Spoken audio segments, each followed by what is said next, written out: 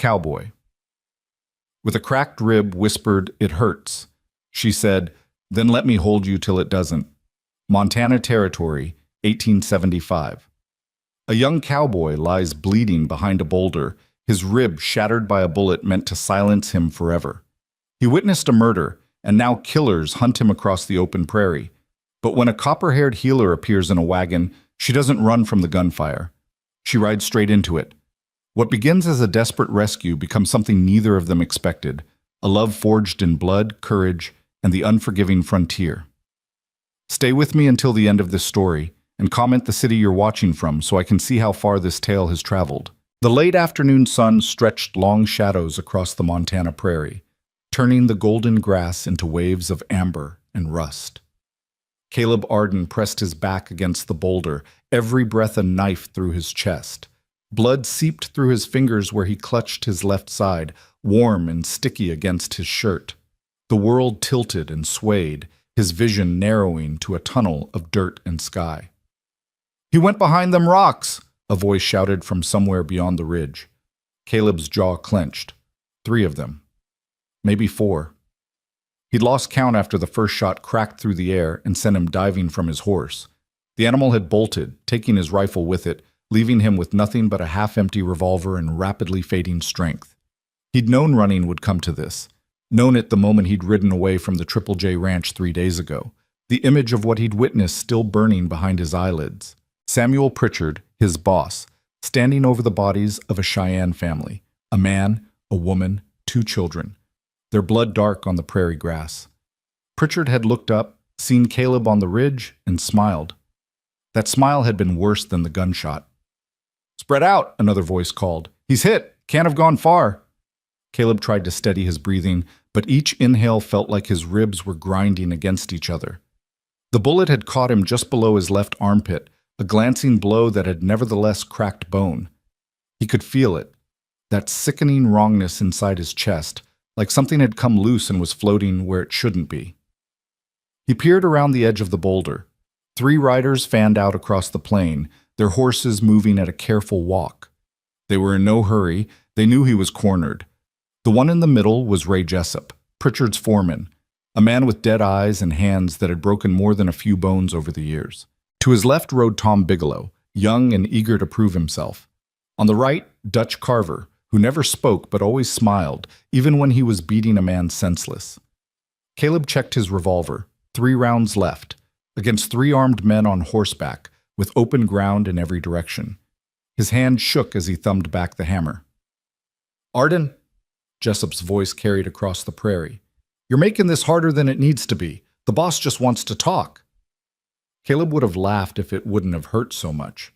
Talk. Right.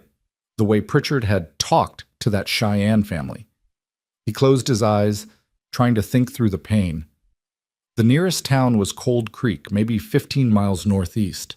He'd never make it on foot, not with a cracked rib and 3 killers on his trail. His only chance was to hold them off until dark, then try to slip away. But dark was hours away, and he could feel his strength bleeding out with every heartbeat. The sound of hoofbeats grew closer. They were circling, tightening the noose. Caleb raised the revolver, steadied it against the rock. His vision swam. He blinked hard, trying to focus. Then he heard it, a different sound cutting through the thunder in his ears. Wagon wheels, creaking wood, and the jingle of harness. He risked another look around the boulder. Coming from the east, moving at a steady pace across the prairie, was a covered wagon pulled by 2 dun horses. The driver sat straight-backed on the bench, hat pulled low, face hidden in shadow. "Well now," Jessup said, pulling his horse to a stop. "Looks like we got ourselves a witness." Caleb's stomach dropped. No, not this. Whoever was on that wagon had just rolled into the middle of an execution. The wagon kept coming, not slowing, not turning aside. As it drew closer, Caleb could make out more details. The canvas cover was patched, but clean. Supplies were lashed tight to the sides. And the driver was a woman. She couldn't have been more than 25, with copper hair pulled back in a practical braid. Her face was sun-touched and sharp-featured, her eyes the color of creek water under shade. She wore a simple brown dress covered by a leather duster that had seen better days. She pulled the wagon to a stop 30 yards from the boulder, right between Caleb and the three riders. "Afternoon, gentlemen," she called out, her voice clear and steady. "Seems like I picked a busy stretch of prairie." Jessup walked his horse toward her, his hand resting casual-like on his gun belt. "Ma'am, you should probably keep moving. This here's private business." "Private business that involves shooting at an unarmed man?" The woman tilted her head. "Because from where I'm sitting, that looks like attempted murder." Caleb stared. Was she insane? "Ma'am," Jessup's voice hardened. "I'm a healer," the woman interrupted, wrapping the reins around the brake handle. "Been traveling from Fort Benton. Saw your gunfire from about 2 miles back." She gestured toward Caleb's boulder. "That man hurt?" "That ain't your concern. Actually, it is." She climbed down from the wagon with the easy confidence of someone who'd done it 1,000 times. "I took an oath.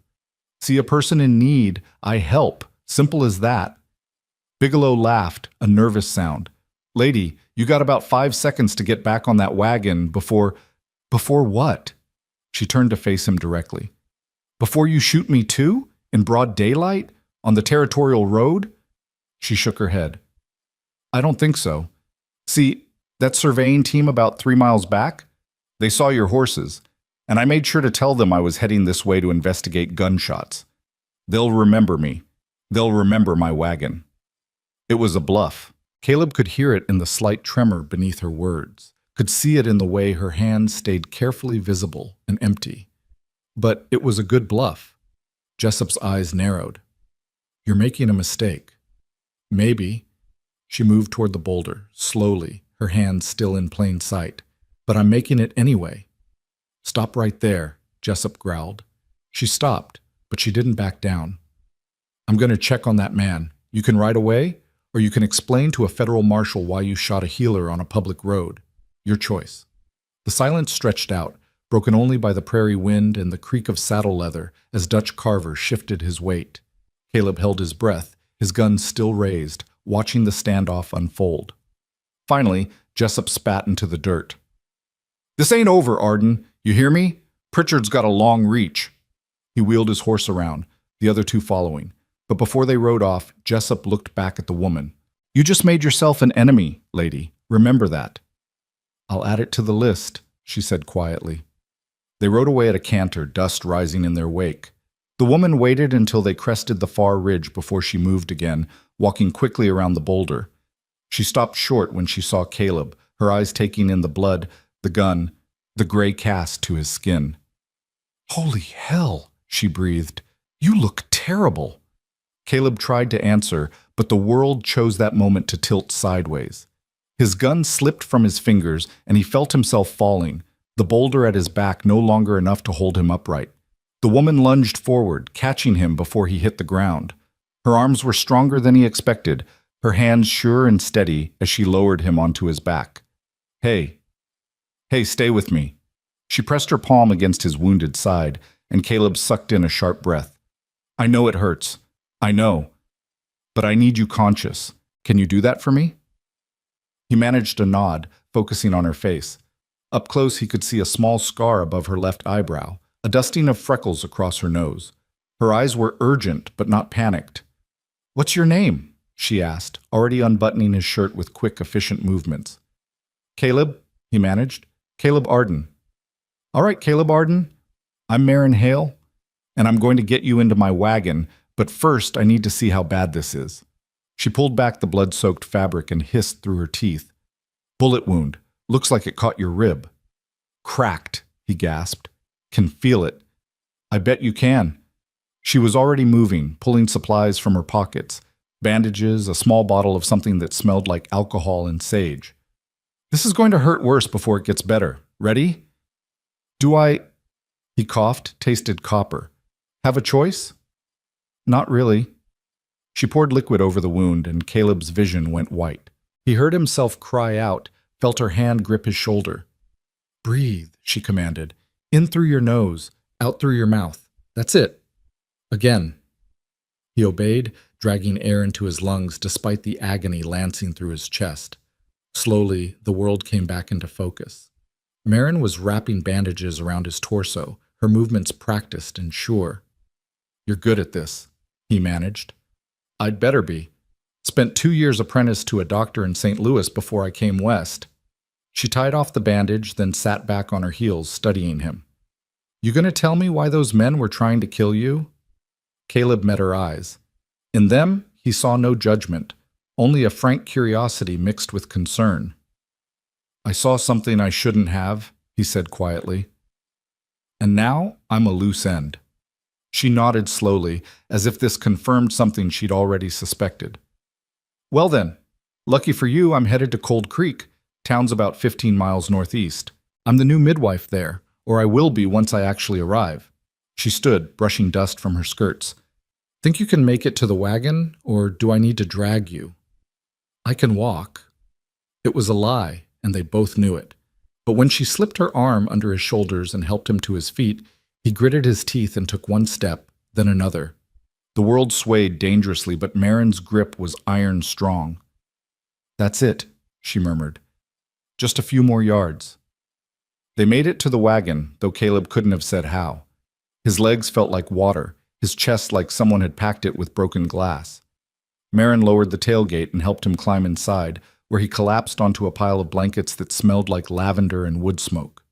Lie still, she ordered, arranging the blankets around him. And don't you dare die on me, Caleb Arden. I didn't bluff my way past 3 gunmen just to lose you to blood loss. Yes, ma'am, he whispered. She paused, her hand gentle on his forehead, checking for fever. For a moment, her expression softened. You're safe now. Rest. Then she was gone, the tailgate creaking shut, her footsteps moving toward the front of the wagon. Caleb heard her climb onto the bench, heard the snap of reins and the creak of wheels as they lurched into motion.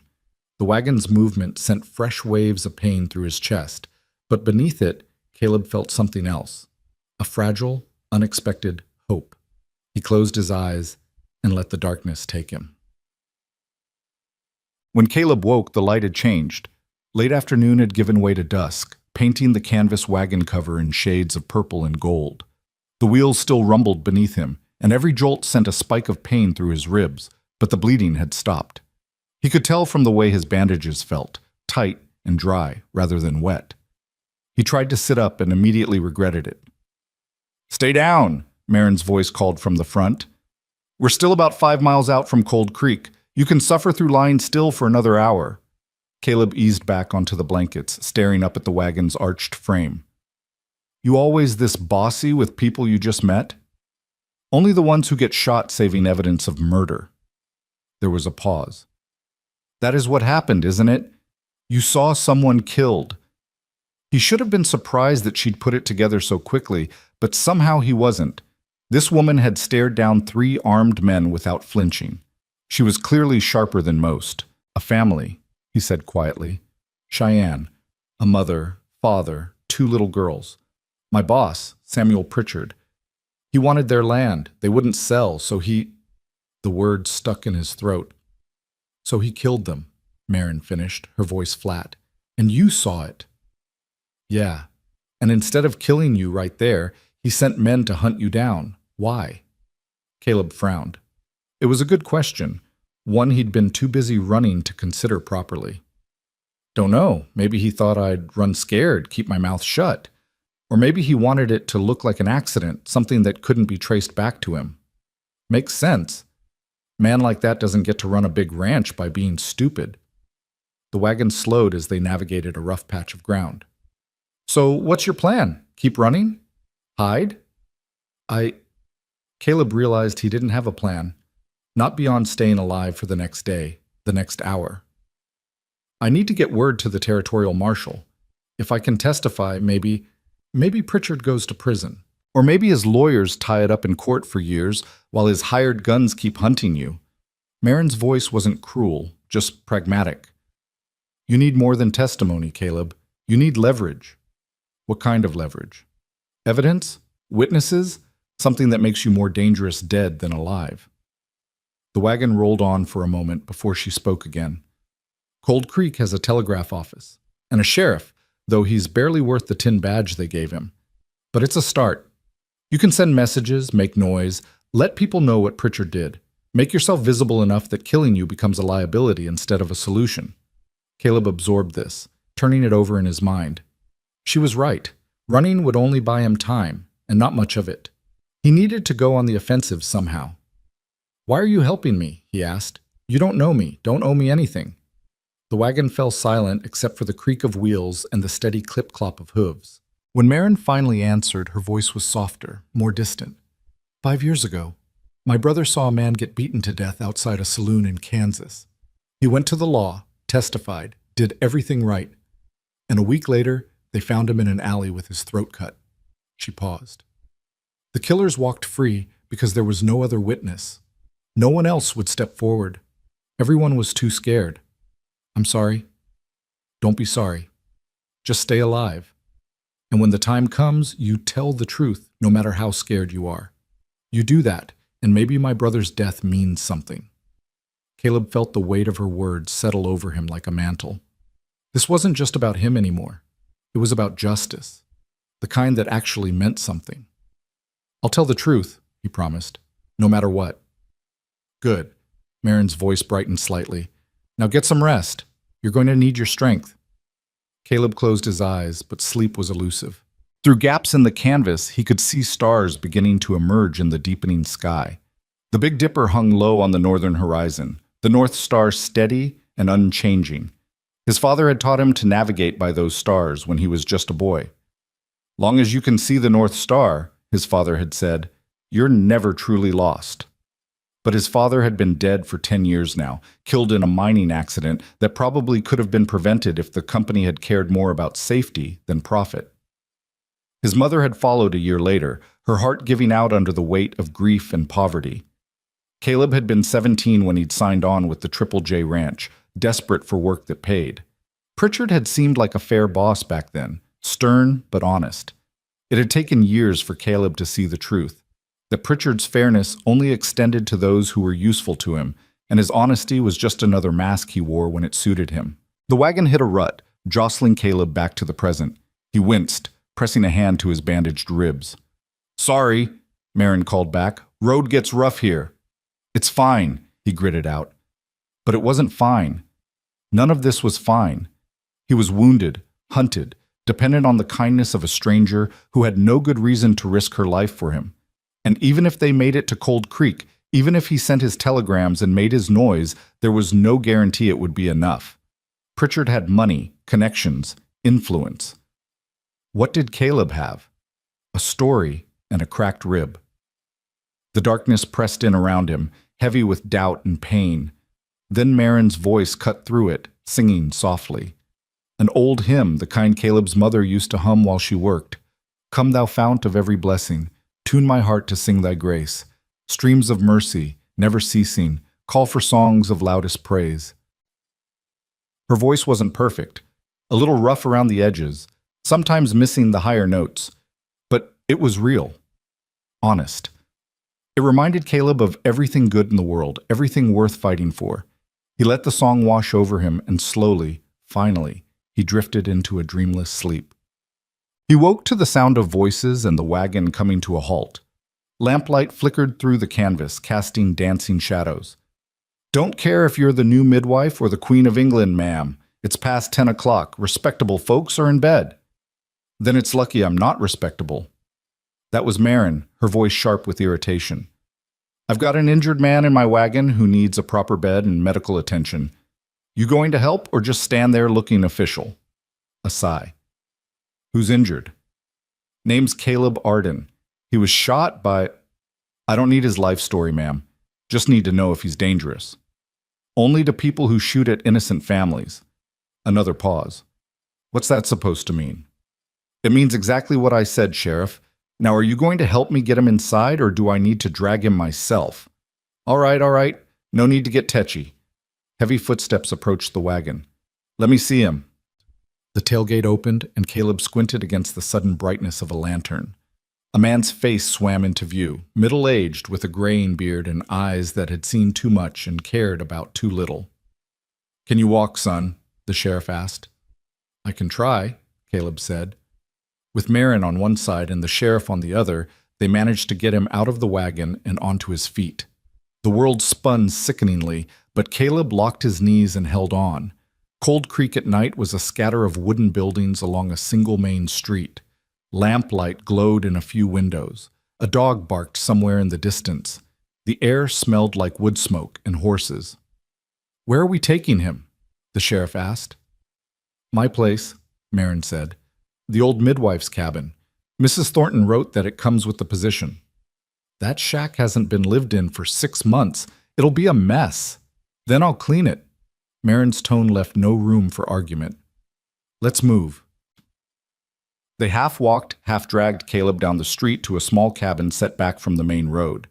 True to the sheriff's word, it looked abandoned. Shutters hanging crooked, porch boards warped, weeds growing tall around the foundation. But inside, once Marin got a lamp lit, it wasn't as bad as Caleb had feared. One main room with a fireplace, a small bedroom off to the side, a lean-to shed out back. Dusty, yes, but structurally sound. They lowered Caleb onto a narrow bed in the corner. He sank into the mattress with a groan of relief. "I'll need to check those bandages," Marin said, already moving toward her medical supplies. "Sheriff, if you wouldn't mind bringing in my bags from the wagon—" "I'll do it in the morning," the sheriff interrupted. "Right now, I need to know what's really going on here. Who shot this man?" Caleb and Marin exchanged glances. This was it. The moment where they either trusted the law or didn't. Caleb took a shallow breath and made his choice. Samuel Pritchard's men, Ray Jessup, Tom Bigelow, and Dutch Carver. They were trying to kill me. The sheriff's expression didn't change. "That's a serious accusation."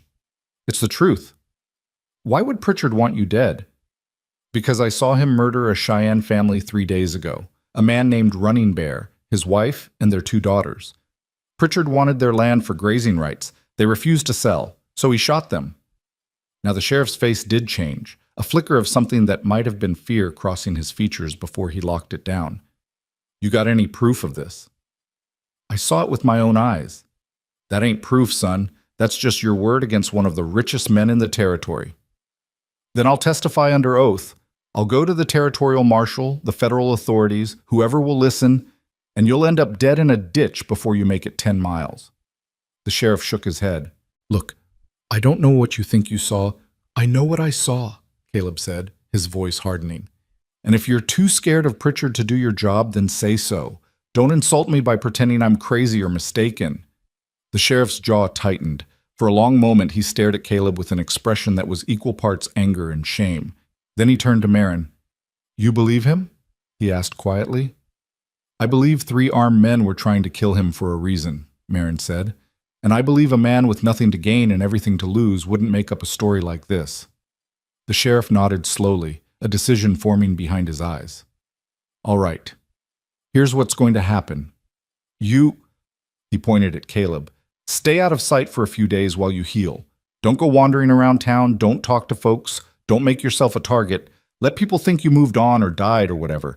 And you," he turned to Marin, "you're just the new midwife. You found an injured drifter on the road, patched him up, dropped him in Cold Creek. That's the story." "Why?" Marin asked. "Because if Pritchard thinks Caleb's dead or gone, he might get careless, might let something slip. And in the meantime, I'll send a quiet telegram to the territorial marshal's office. See what they know about Pritchard." He held up a hand before Caleb could protest. "It ain't much, but it's something. And it keeps you alive long enough to maybe get some real justice." It wasn't what Caleb wanted. He wanted to shout from the rooftops, to drag Pritchard into the light and make him face what he'd done. But Marin's hand found his, squeezed gently, and he understood. Stay alive. That was step 1. Everything else came after. "All right," Caleb said. "We do it your way." The sheriff nodded, satisfied. "I'll bring Miss Hale's bags in the morning. For now, get some rest, both of you." He left, pulling the door shut behind him.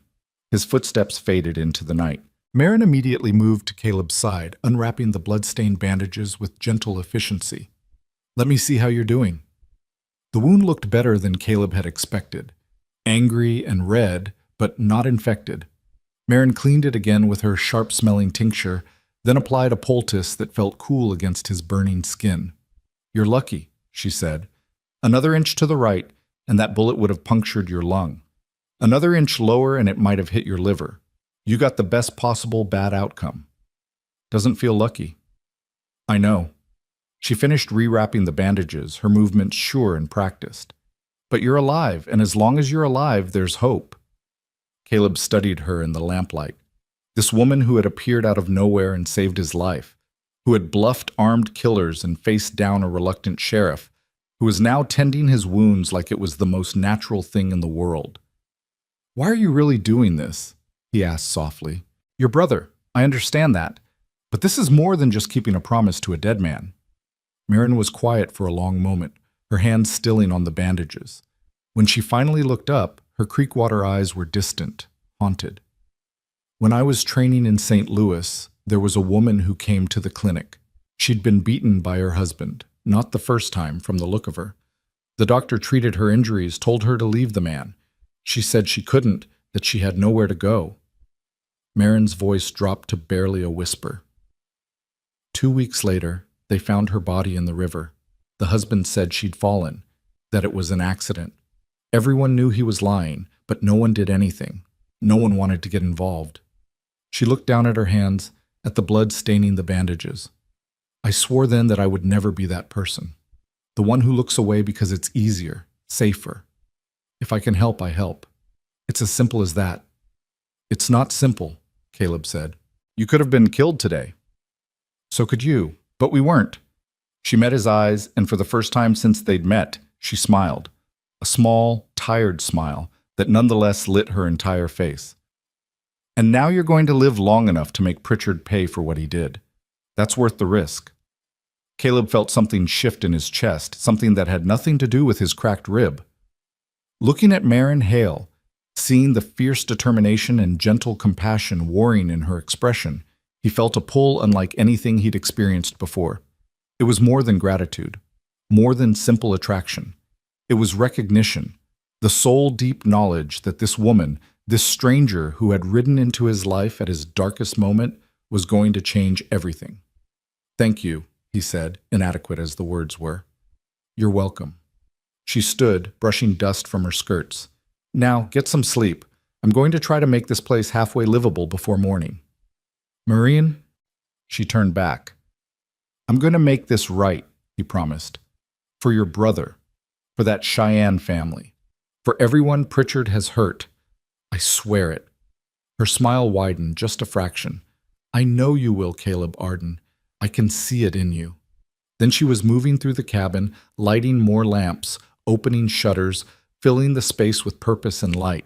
And Caleb, exhausted and aching but somehow more hopeful than he'd been in days, let himself drift back to sleep. Outside, the prairie night sang its ancient song, coyotes calling, wind rustling through grass, stars wheeling overhead in their eternal dance. And in a small cabin in Cold Creek, two people who had been strangers that morning began the slow, uncertain work of trust. Neither of them knew it yet, but the ripples from this day would spread wider than they could imagine. Justice would be served, yes, but only after blood and fire and a love neither of them saw coming. For now, though, they simply endured. And on the frontier, sometimes endurance was the bravest thing of all. The lamp burned low as Marin worked, casting long shadows across the walls.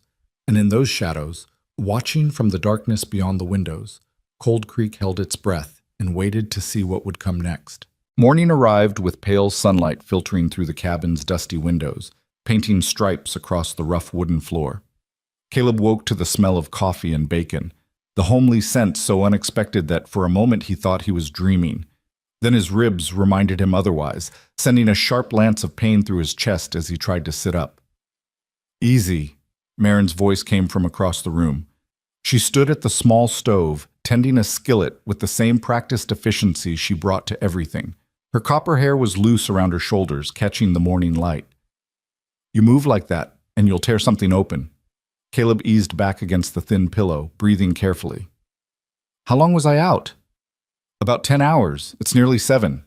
She brought over a tin plate loaded with eggs and bacon, along with a steaming cup of coffee. Eat. You need to rebuild your strength. The food was simple but good, and Caleb realized he couldn't remember the last time he'd eaten. 2 days ago? 3? The flight from Pritchard's ranch had been a blur of fear and adrenaline. Where'd you get all this? he asked between bites. Sheriff brought my bags over at dawn, along with some supplies from the general store on credit, since apparently the town council authorized a stipend for the midwife. She poured herself coffee and sat in the cabin's only chair, a rickety ladderback that creaked under her weight. He also said 3 strangers rode through town last night asking about a wounded man. He told them he hadn't seen anyone matching that description. Caleb's hand stilled halfway to his mouth. Jessup and his boys. Probably. They didn't push it, just moved on, but they'll be back. Marin sipped her coffee, her expression thoughtful. The sheriff also mentioned that Samuel Pritchard owns about half the county, including the bank and most of the grazing land. People are scared of him. With good reason. Caleb set down his plate, appetite fading. I worked for him 3 years, saw him ruin men who crossed him. One rancher wouldn't sell his water rights, so Pritchard had his cattle poisoned, made it look like disease. Another time, a homesteader filed a legal complaint about fence lines. His barn burned down a week later. And no one stopped him? Who's going to stop him? He pays the sheriff's salary, owns the newspaper, has judges and territorial officials in his pocket. Caleb stared into his coffee. That Cheyenne family, they weren't the first, just the first time I saw it happen with my own eyes. Marin was quiet for a long moment, her fingers tracing the rim of her cup. My brother used to say that evil flourishes when good people stay silent. I didn't really understand what he meant until after he died. Until I saw how everyone just accepted it. Accepted that killers could walk free, that justice was only for people with money and power. Your brother was right, Caleb said softly. Yes, he was. She stood abruptly, setting her cup down with a decisive clink, which is why we're not staying silent. But first, we need to make sure you live long enough to testify. That means you're staying in this cabin until those ribs heal enough for you to ride if we need to run. I can't just hide here. People will ask questions. Let them ask. I'll tell them you moved on, like the sheriff suggested. She began clearing the breakfast dishes. In the meantime, there's a shed out back that needs repairs. Tools are there, materials too. When you're feeling stronger, and not before, you can make yourself useful. Give you something to do besides brood. Caleb wanted to argue, but the exhaustion weighing down his limbs told him she was right. He wasn't in any shape to ride, let alone fight. How long do you think it'll take for my ribs to heal? If the fracture is clean and you don't do anything stupid, 4 to 6 weeks before you're anywhere near full strength, 2 weeks minimum before you can ride without passing out from pain. She looked at him over her shoulder, one eyebrow raised. Think you can manage that long without getting yourself killed? I'll try. That's all I ask. She finished with the dishes, then pulled a worn leather journal from one of her bags. Now, I need to let people know I'm here and open for business, which means I'll be out making calls most of the day. You stay inside, keep the door locked, and don't answer if anyone knocks. Understand? Yes, ma'am. Something in his tone made her smile. You don't have to call me ma'am. Marin is fine. Marin, he repeated, and liked the way her name felt in his mouth. She held his gaze for a heartbeat longer than necessary, then looked away, color rising in her cheeks. Right, well, I'll be back by evening. Try not to bleed on anything. Then she was gone, the door closing softly behind her, leaving Caleb alone in the quiet cabin with nothing but his thoughts and the dull ache in his chest. The day crawled by with painful slowness. Caleb dozed fitfully, drank water, and tried not to think about everything that could go wrong. Every sound from outside made him tense. Boots on the porch, voices passing by, the rattle of a wagon. But no one knocked. No one tried the door. By late afternoon, restlessness drove him to his feet despite Marin's warnings. He moved carefully to the window, peering out through a gap in the curtains. Cold Creek in daylight looked like a dozen other frontier towns Caleb had seen, a scattering of false-fronted buildings, a church with a modest steeple, corrals and stables at the edge of town. People moved about their business with the unhurried pace of those who lived far from anywhere important. And yet, beneath that ordinary surface, Caleb could sense the tension, the way people glanced over their shoulders, the conversations that stopped when strangers approached. This was a town that had learned to be careful, to keep its head down, a town that had learned to survive under Samuel Pritchard's shadow. Movement caught his eye. A woman emerging from the general store, followed by 2 small children. She looked harried, carrying too many parcels, trying to keep the children from running into the street. Without thinking, Caleb felt a pang of memory. The Cheyenne mother had looked like that in the moment before Pritchard drew his gun. Harried, tired, protective, human. Caleb turned away from the window, his jaw tight. 4 to 6 weeks, Marin had said. It felt like an eternity. But he would wait. He would heal, and then he would make sure that Mother and her children never had to fear Samuel Pritchard again. The door opened just as twilight was falling, and Marin slipped inside carrying a basket covered with a checkered cloth. She looked tired, but satisfied. "How was your first day as Cold Creek's midwife?" Caleb asked. "Productive. Met about a dozen families, checked on 2 pregnant women and 1 with a newborn." She set the basket on the table and began unpacking. Fresh bread, a jar of preserves, some apples. "Mrs. Henderson from the boarding house sent this, said it was a welcome gift." "That was kind of her." "It was strategic," Marin corrected, though her tone was warm. "She wanted to make sure I knew her daughter is 5 months along with her first baby. Wanted to book my services in advance." She glanced at him. "How are you feeling? You look less gray than this morning." "I'm fine. Restless." "That's a good sign. Means your body's starting to recover." She cut slices of bread and spread preserves, handing him one. "Tomorrow, if you're up for it, you can take a look at that shed. Doors hanging off its hinges and the roof leaks. If you're going to hide here, might as well make yourself useful." They ate in companionable silence, the day's tension slowly unwinding. Outside, Cold Creek settled into evening, lamplight appearing in windows, the distant sound of someone playing a fiddle, dogs barking their twilight chorus. "Tell me about your family," Marin said suddenly. "You know about my brother, but I don't know anything about you." Caleb swallowed his bite of bread, considering. "Not much to tell. My father died in a mine collapse when I was 17. My mother followed a year later. Heart just gave out, the doctor said, but I think she died of grief." He stared at his hands, at the calluses and scars that mapped his years of hard labor. "I've been on my own since then.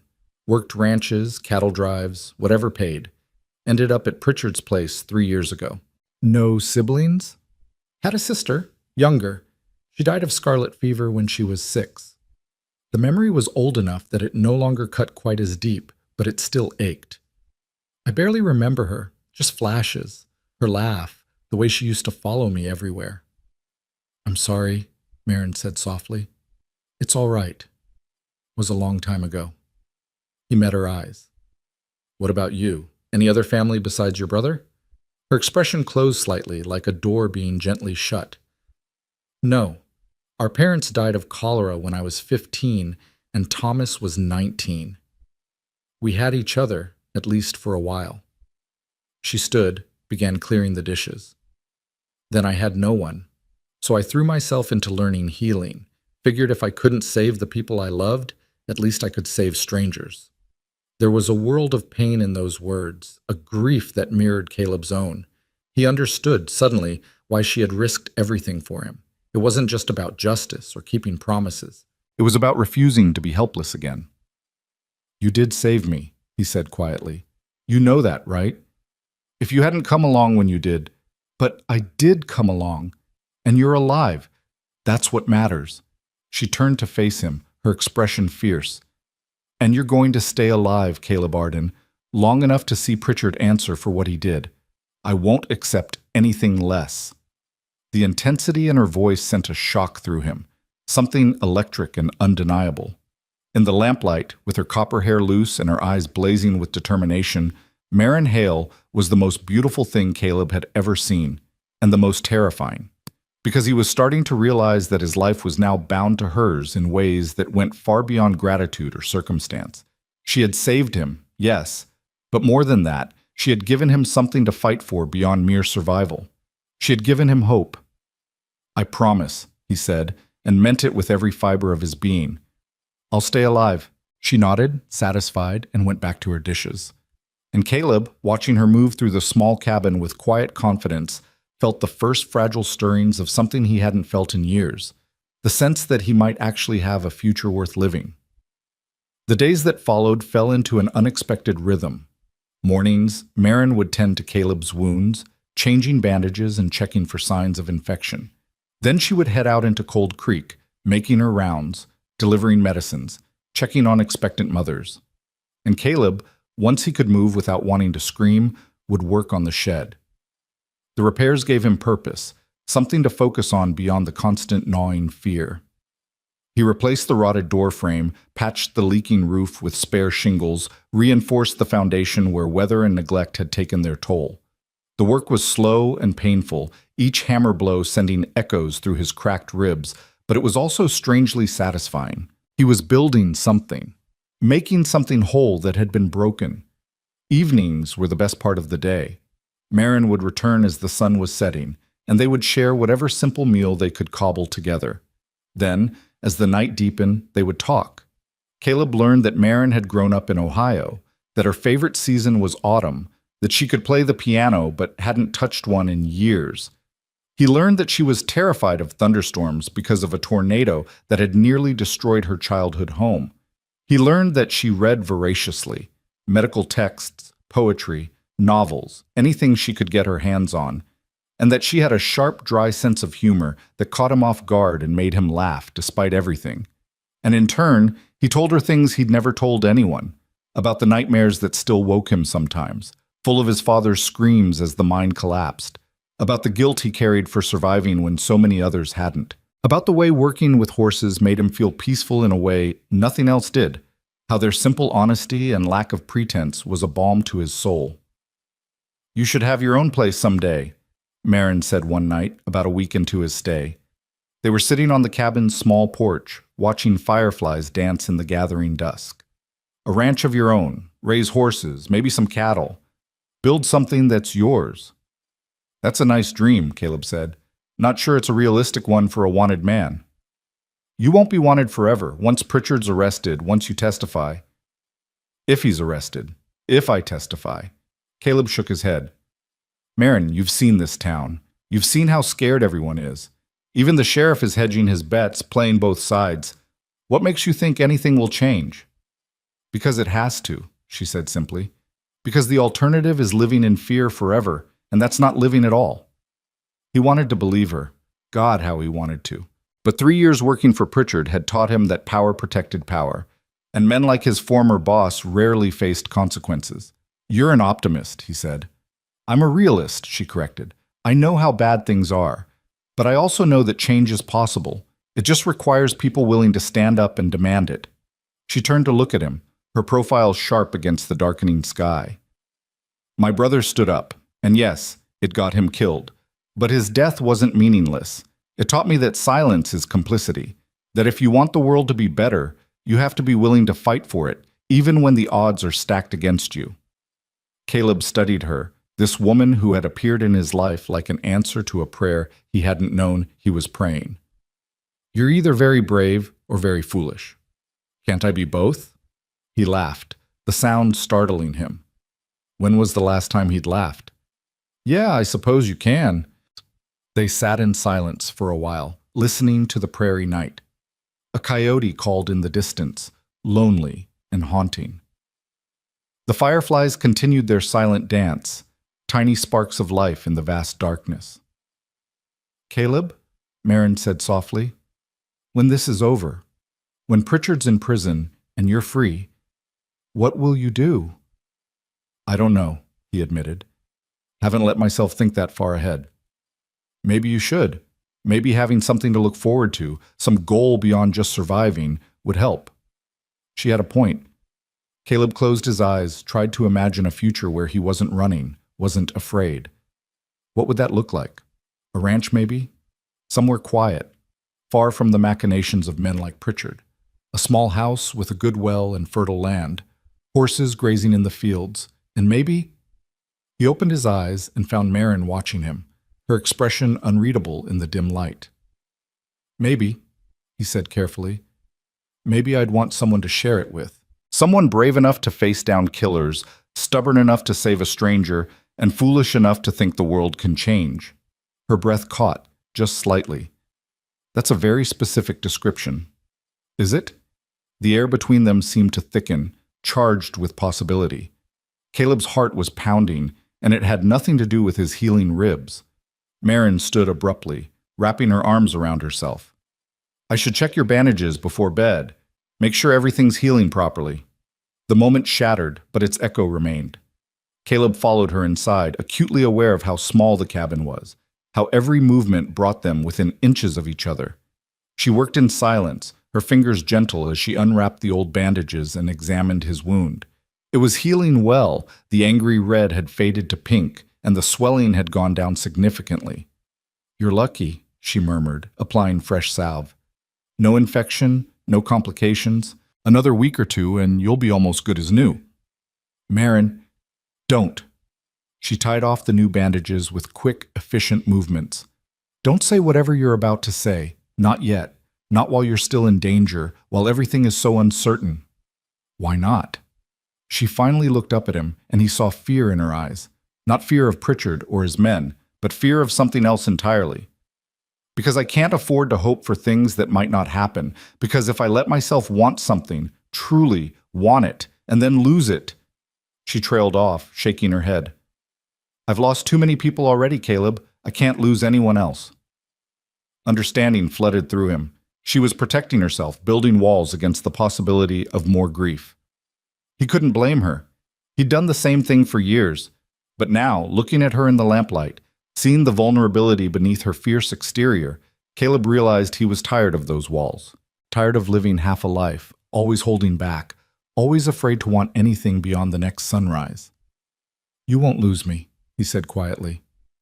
"I promise you that." "You can't promise that. No one can."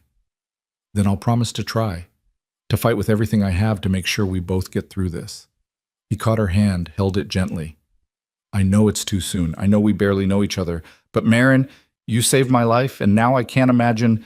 She pressed her fingers to his lips, stopping the words. "Not yet," she whispered. "Please, let's just take this one day at a time. Can we do that?" It wasn't what he wanted, but it was enough. For now. "One day at a time," he agreed. She nodded, withdrew her hand, and retreated to her small bedroom. Caleb settled onto his bedroll in the main room, listening to the soft sounds of her preparing for sleep. One day at a time. He could do that. He could be patient. But he also knew, with a certainty that went bone deep, that Marin Hale had become as essential to him as breathing. And when this was over, when Pritchard was brought to justice and the danger had passed, he would tell her so. He would tell her everything. Another week slipped by, marked by the slow, steady progress of healing. Caleb's ribs hurt less each day. His breathing came easier. His strength returned in increments. The shed was nearly finished, transformed from a collapsing wreck into something sturdy and useful. He'd even started on repairs to the cabin itself, fixing the warped porch boards, replacing cracked window panes, reinforcing the chimney. Marin pretended not to notice how the cabin was becoming more of a home with each passing day. She focused on her work, delivering 2 babies in one exhausting 36-hour stretch, treating a farmhand who'd broken his arm, and helping a young woman through a difficult miscarriage that left everyone shaken. "I hate this part," she told Caleb one night, her voice thick with exhaustion and grief. They sat at the small table, the remains of a simple dinner between them, knowing that sometimes, no matter what you do, it's not enough, that life is fragile and unfair, and...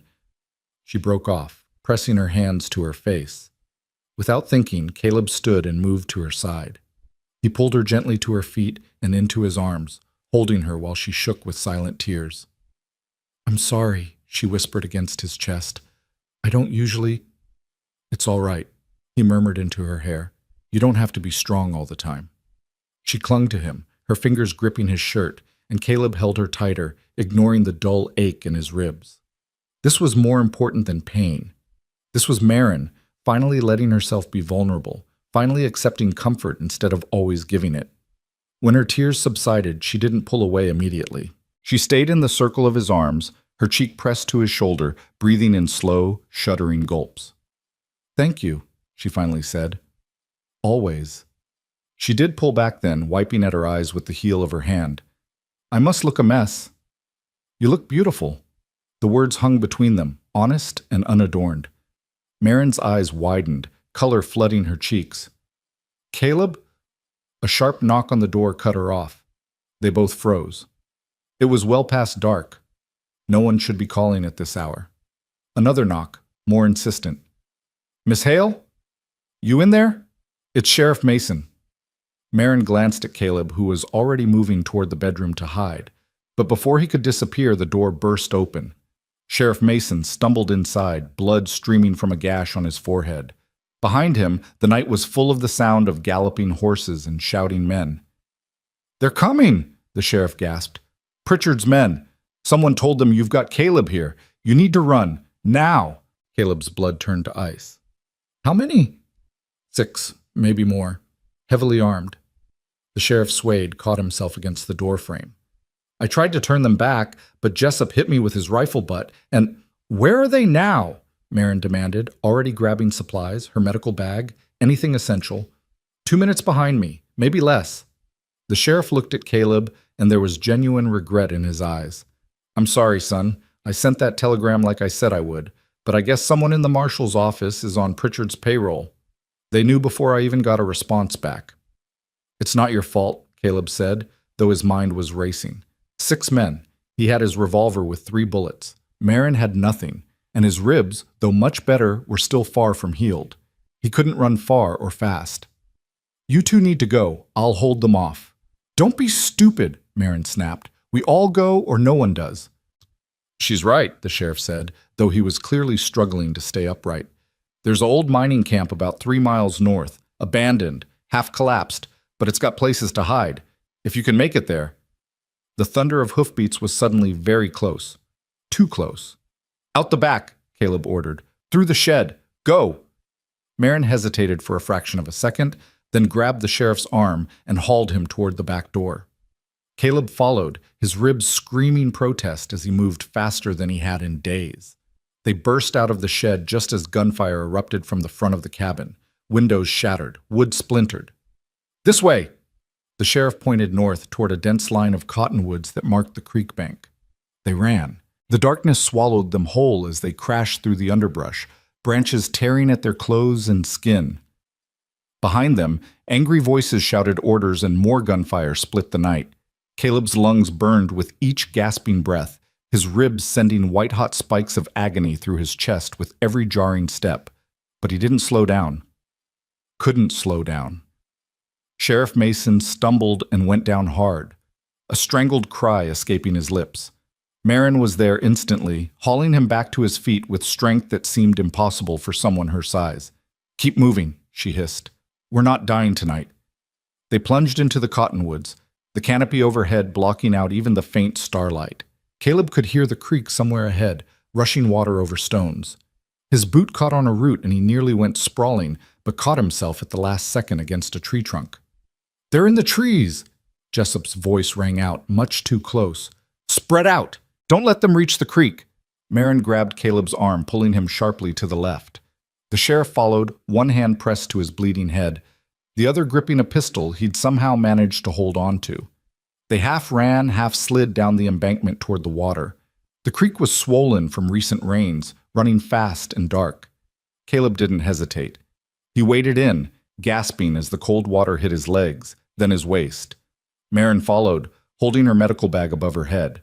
The sheriff came last, moving slower, his breathing labored. Cross to the other side, Mason wheezed. Follow the bank north. The old mine's about a mile from here. Behind them, firelight flickered through the trees. The men had brought torches. They pushed through the current, fighting to keep their footing on the slippery stones. The water came up to Caleb's chest, and he felt the strength draining from his arms. His ribs were screaming now, every breath a battle. Beside him, Marin was struggling too, her teeth chattering from the cold. They made it to the far bank and hauled themselves out, water streaming from their clothes. No time to rest. The torchlight was getting closer, and now Caleb could hear dogs barking. They'd brought dogs. Move, he gasped, and they stumbled forward into another stand of trees. The terrain rose steadily, growing rockier. Caleb's boots slipped on loose shale. He went down on one knee, caught himself, forced his body upright again. Marin was right beside him, her hand on his elbow, steadying him. I've got you, she whispered fiercely. Just keep going. They crested a ridge, and the sheriff pointed ahead to where the land dropped away into darkness. There. See that rock fall? The mine entrance is just beyond it. Caleb squinted through the gloom and made out a tumble of boulders and what looked like collapsed timbers. It didn't look like much of a refuge, but it was better than being caught in the open. They scrambled down the slope, sending small avalanches of loose rock clattering ahead of them. Every sound seemed magnified in the darkness, announcing their position to anyone listening. Caleb's heart hammered against his bruised ribs as they reached the rockfall and began picking their way through. The mine entrance was a black mouth in the hillside, half buried by debris and overgrown with weeds. The timbers that had once framed it were rotted and sagging, looking like they might collapse at any moment. "Inside," the sheriff urged. "Quickly!" They ducked through the narrow opening into absolute darkness. The air was dank and cold, smelling of earth and decay. Caleb felt along the rough stone wall, moving deeper into the tunnel. His hand touched something that crumbled at his touch, and he recoiled, hoping it wasn't what he thought it was. Behind them, the sheriff was doing something with his coat in the entrance. Caleb heard fabric ripping, then the scrape of rocks being moved. "What are you doing?" Marin whispered. "Covering our tracks. Making it look like the entrance collapsed further." Mason's voice was strained with pain and effort. "Won't fool them forever, but might buy us some time." They moved deeper into the mine, away from the entrance and any betraying moonlight. Caleb's hand scraped against the walls as he felt his way forward. The tunnel seemed to go on forever, sloping gradually downward. Water dripped somewhere in the darkness with a steady, maddening rhythm. Finally, when Caleb judged they were far enough from the entrance that a light wouldn't be visible, he stopped. "We need to rest. Just for a minute." They sank to the cold stone floor, their breathing harsh and ragged in the enclosed space. Caleb could feel Marin shaking beside him, whether from cold or fear or exhaustion, he couldn't tell. Probably all three.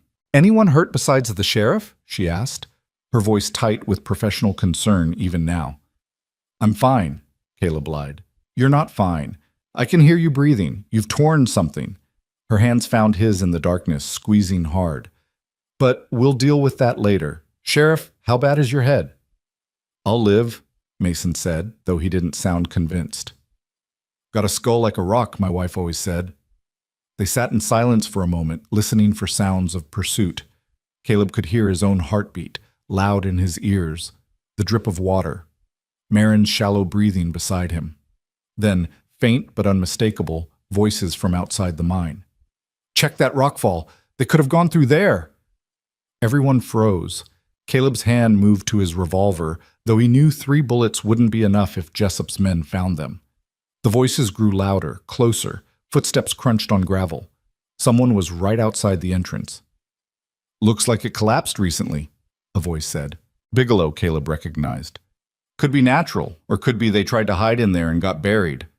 Or could be they're hiding inside right now. That was Jessup, cold and certain. "Dutch, take a look." Caleb heard the scrape of boots on stone, someone climbing over the rockfall. His fingers tightened on the revolver. Beside him, Marin had gone absolutely still. A light appeared at the tunnel entrance, growing brighter. Someone was coming in with a torch. The sheriff leaned close to Caleb's ear. "There's a side passage about 20 feet ahead on the left. Used to lead to a played-out vein. Take Marin and go. I'll hold them here." "No," Marin whispered urgently. "We're not leaving you. You don't have a choice. I'm half dead already, and I'll be damned if Pritchard wins because I slowed you down." Mason pressed his pistol into Caleb's hand. 7 shots. Make them count. Now go, before that torch gets close enough to see us. The torchlight was advancing down the tunnel, throwing wild shadows on the walls. They were out of time. Caleb grabbed Marin's hand and pulled her deeper into the mine. She resisted for a second, then followed, her hand gripping his so hard it hurt. They felt their way along the wall, moving as quickly and quietly as they could. Behind them, the torchlight stopped. "I see something," Dutch's voice called out. "Looks like, there's someone here." "Sheriff Mason," Jessup's voice answered, echoing down the tunnel. "Come out nice and peaceful-like. No need for this to get messy." Caleb found the side passage by touch, a narrow opening in the left wall. He pulled Marin into it just as gunfire erupted behind them, deafeningly loud in the confined space. The muzzle flashes lit up the main tunnel in strobing bursts of light. They ran, bent low, hands scraping against rough walls. The side passage twisted and turned, growing narrower. Caleb had to turn sideways to fit through some sections, his shoulders brushing both walls. Behind them, more gunshots, then shouting, then an ominous silence. "The sheriff!" Marin gasped. "We have to go back. He bought us time," Caleb said, his throat tight with grief and anger. "We can't waste it." The passage opened suddenly into a larger chamber. Caleb nearly fell as the walls disappeared and his hands found only empty air. They stopped, breathing hard, trying to get their bearings in the absolute darkness. "Where are we?" Marin whispered. Before Caleb could answer, light bloomed behind them. Torches. Multiple torches coming through the side passage they'd just navigated. "Got their tracks in the dust," someone shouted. "They went this way." Caleb pulled Marin to the left, away from the passage entrance. His boots hit something that clattered and rolled, old mining equipment scattered across the chamber floor. They picked their way through the debris, trying not to make noise, knowing it was futile. The torchlight spilled into the chamber, revealing a space about 30 feet across with a ceiling that disappeared into darkness. Old support beams crisscrossed overhead, many of them cracked or sagging. In the center of the floor was a shaft, its opening covered by a rusted metal grate. And standing at the far side of the chamber, backed against the wall, were Caleb and Marin. Ray Jessup stepped into the chamber, his torch held high. Dutch Carver and Tom Bigelow followed, along with 3 other men Caleb didn't recognize, all of them armed, all of them between Caleb and the only exit. "Well now," Jessup said, his dead eyes reflecting the torchlight. "End of the line, Arden." Caleb raised the sheriff's pistol, knowing it was hopeless. "Stay back." "Or what? You'll shoot?" "Go ahead. You might get one of us, maybe 2 if you're lucky. But the rest will cut you down." Jessup's smile was a cold, terrible thing. "Mr. Pritchard sends his regards. Says he's sorry it had to come to this, but you really should have kept your mouth shut." "Pritchard murdered a family in cold blood," Caleb said, his voice steady despite the fear clawing at his chest. "And you're helping him cover it up. That make you proud?" "It makes me employed," Jessup said. "Something you ain't going to be for much longer. Now, you can make this easy or hard. Your choice. But either way, you're dying tonight." Marin stepped forward, putting herself partially in front of Caleb. "You'll have to go through me first." Jessup's expression didn't change. "That can be arranged, ma'am, though Mr. Pritchard did say to make it quick for you. Professional courtesy, seeing as you're a healer. But if you'd rather make this difficult, touch her and I'll kill every last one of you," Caleb snarled, the pistol steady in his hand. Big words from a man with a cracked rib and 6 guns pointed at him. Jessup gestured to his men. "Take them." Everything happened at once. Caleb fired, the shot catching one of the unknown men in the shoulder and spinning him around. Marin dove to the side, grabbing a length of rusted pipe from the debris. The other men opened fire, muzzle flashes lighting up the chamber like lightning. Caleb felt something burn across his upper arm as he fired again, missed, fired a 3rd time and saw Dutch Carver go down clutching his leg. He and Marin were moving, scrambling behind an old ore cart for cover as bullets sparked off metal and stone. "The shaft!" Marin shouted, pointing. "If we can reach it!" She didn't finish because Bigelow rushed their position, firing wildly. Caleb shot him in the chest, watched him fall, then the pistol clicked empty. Out of ammunition. Jessup was reloading, his movements quick and practiced. The 2 remaining men were flanking, trying to get a clear shot around the ore cart. Caleb made a decision. He grabbed Marin's hand and ran for the shaft. Bullets chewed up the ground around their feet. They reached the rusted grate and Caleb kicked it, once, twice. On the 3rd kick it gave way with a screech of tortured metal, falling into darkness.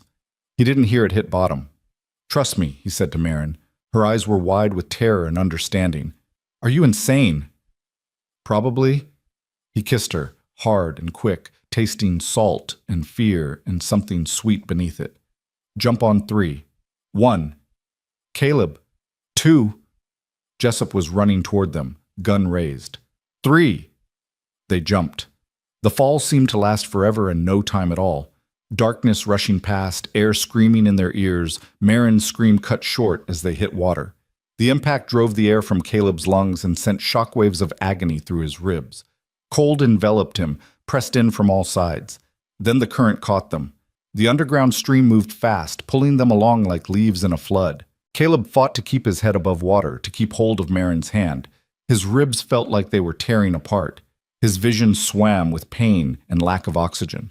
The stream carried them through absolute darkness, bouncing them off rocks, dragging them under and spitting them back up.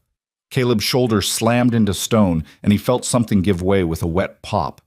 His grip on Marin's hand slipped. "Marin!" he shouted, swallowing water, choking. Her hand found his again, iron tight. "I'm here!" The current grew faster, the water rougher. Caleb could hear the roar of what sounded like rapids ahead. He tried to angle toward what he hoped was the bank, but the current was too strong. They shot around a bend, and suddenly there was light, faint starlight filtering down through a crack in the ceiling. In that brief illumination, Caleb saw white water ahead, rocks jutting up like teeth. "Hold your breath," he managed to gasp before the rapids took them. The world became chaos. Water and stone and pain, spinning end over end, lungs burning, ribs screaming. Something hit Caleb's head and stars exploded behind his eyes. He lost Marin's hand again, reached blindly, found nothing. Then the stream spat him out into calmer water and he surfaced, gasping and coughing. His head was ringing, blood ran down his face from a cut above his eye. His left arm hung useless at his side, dislocated shoulder grinding against the socket. "Marin!" He spun in the water, searching. "Marin! Here!" Her voice came from behind him, weak but alive. He turned and saw her clinging to a rock near the bank, her face pale in the starlight. Relief flooded through him so intensely it was almost painful. They made it to the shore and collapsed onto mud and gravel, coughing up water, shaking with cold and shock and adrenaline. For a long moment, they just lay there, breathing, alive against all odds. Finally, Caleb managed to sit up. His dislocated shoulder sent waves of nausea through him, but he pushed through it. "Are you hurt?" "Cuts and bruises, nothing serious." Marin crawled over to him, her hands already assessing his injuries with practiced efficiency despite her own trembling. "Your shoulder's dislocated. I need to set it." "I know." He braced himself. "Do it quick." She positioned herself behind him, her hands finding the right places on his arm and shoulder. "On 3. 1, 2. She popped it back into place on 2, and Caleb's vision went white. He might have screamed. When the world came back into focus, Marin was holding him, murmuring something soothing he couldn't quite make out. "You're okay," she was saying. "You're okay. We're both okay." Caleb became aware that he was shaking, his whole body racked with tremors. Shock setting in. Marin pulled him closer, sharing what little warmth she had. "The sheriff," she whispered against his hair. "Do you think—" "I don't know." Caleb's throat was tight. Mason had been shot, that much was certain.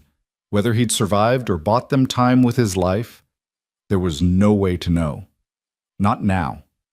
They sat together on the muddy bank as dawn began to paint the eastern sky in shades of gray and pink. The stream burbled past them, peaceful now, as if it hadn't nearly killed them both. Somewhere above, birds were starting to sing. Caleb had no idea where they were. No idea if Jessup and his men were still searching for them, or if they'd given them up for dead. No idea what came next. All he knew was that Marin was alive and warm in his arms, that they had survived another night, and that the sun was rising on a day he hadn't been sure he'd live to see. "We need to move," Marin said eventually, though she made no effort to pull away. "Find shelter. Get warm before hypothermia sets in." "In a minute," Caleb said, holding her tighter. "Just let me hold you for one more minute."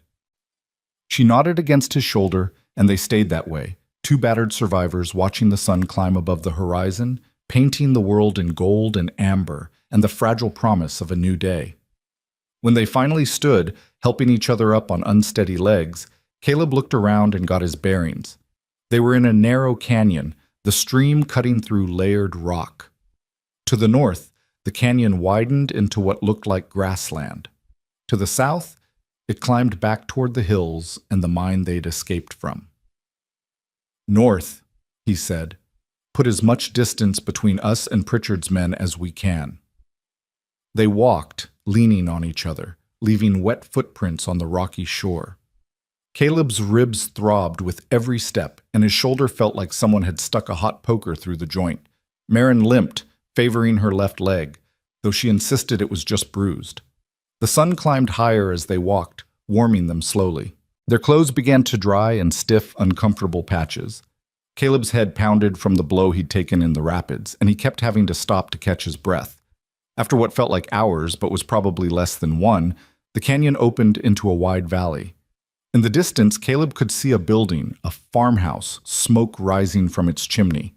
"There," he said, pointing. "Maybe they'll help us." They stumbled across the grassland toward the farmhouse, and Caleb was dimly aware that they must look like something out of a nightmare. Bruised, bleeding, soaking wet, half dead on their feet. A dog started barking as they approached. The farmhouse door opened and a woman stepped out, followed by a man carrying a rifle. "Help!" Marin called out, her voice cracking. "Please, we need help!" The woman took one look at them and rushed forward, calling back to the man. "Henry, get the wagon! These folks need a doctor!" "I am a doctor," Marin said, then laughed, a slightly hysterical sound. "Or close enough. But yes, we need help." The woman, middle-aged, with kind eyes and capable hands, caught Marin before she fell. The man, Henry, slung Caleb's good arm over his shoulders and helped him toward the house. "What happened to you?"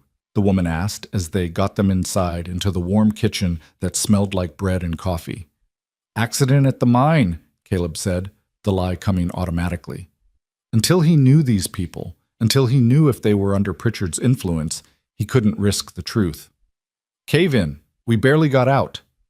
The man and woman exchanged glances but didn't press. They set about making Caleb and Marin comfortable, bringing blankets and hot coffee and asking no more questions. Caleb caught Marin's eye across the room. She gave him a small nod. They were safe. For now. Later, after the couple had left them alone to rest in a small guest room, Marin redressed Caleb's wounds with supplies from her miraculously intact medical bag. Her hands were steady despite everything they'd been through. "That was close," she said quietly. "Too close." "Yeah." Caleb winced as she tightened the bandage around his ribs. "Marin, what you did back there, stepping between me and Jessup's gun, don't!" She cut him off, her hand stilling on the bandage. "Don't tell me it was stupid or reckless. I know what it was. I was going to say it was the bravest thing I've ever seen." She looked up at him, her creekwater eyes shining with unshed tears. "I couldn't let them hurt you. I couldn't just stand there and—" Her voice broke. Caleb reached for her with his good arm, pulled her close. I know. And when you went under in that water and I couldn't find your hand, I thought—" He couldn't finish the sentence. "But we made it," she whispered. "We're alive." "We're alive," he echoed. She pulled back just enough to look at him, her expression fierce and tender all at once. "Caleb Arden, if we survive this, when we survive this, I am never letting you out of my sight again. Is that a promise?" "It's a guarantee." And then she was kissing him, her lips soft and desperate against his. Caleb kissed her back, pouring everything he couldn't say into that kiss, his fear and hope, and the overwhelming certainty that this woman had become his whole world. When they finally broke apart, both breathing hard, Marin rested her forehead against his. "One day at a time," she said, echoing the words from weeks ago that felt like a lifetime. "One day at a time," Caleb agreed, "starting with today."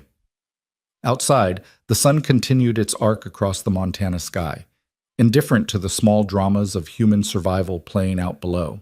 But inside that farmhouse, in that quiet moment of peace, stolen from chaos, two people held each other and dared to believe that tomorrow might actually come, and that when it did, they would face it together.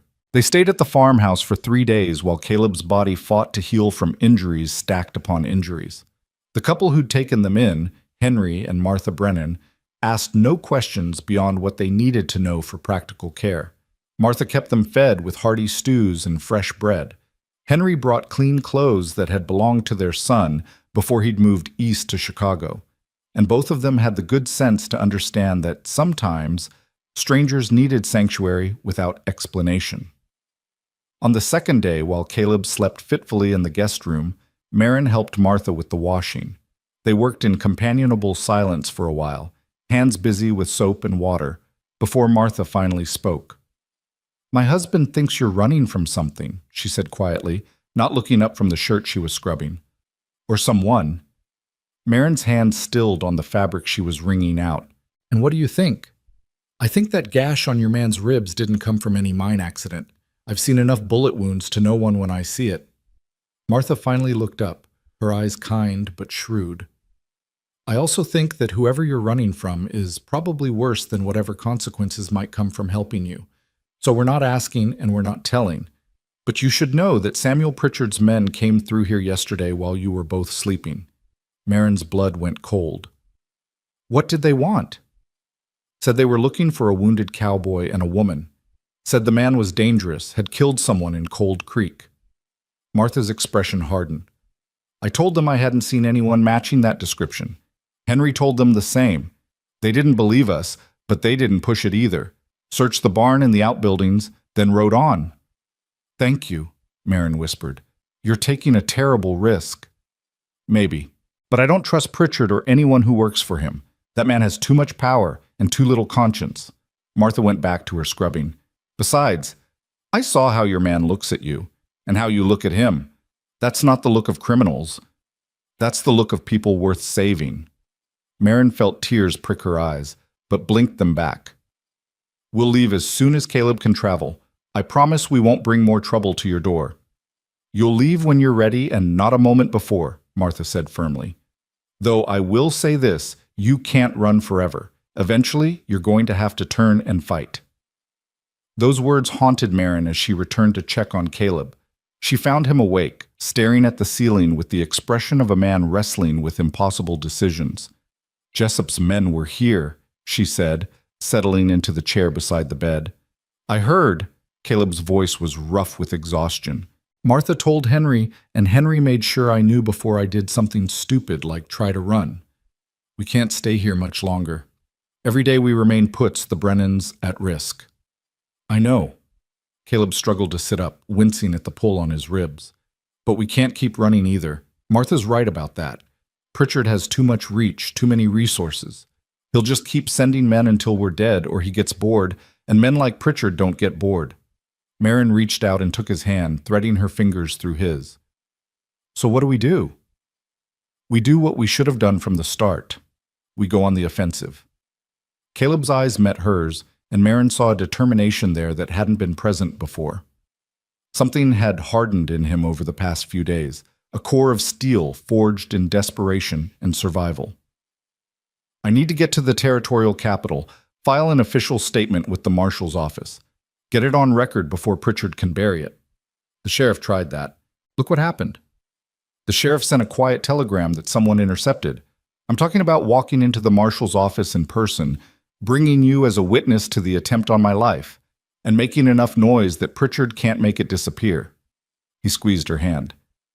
"It's risky.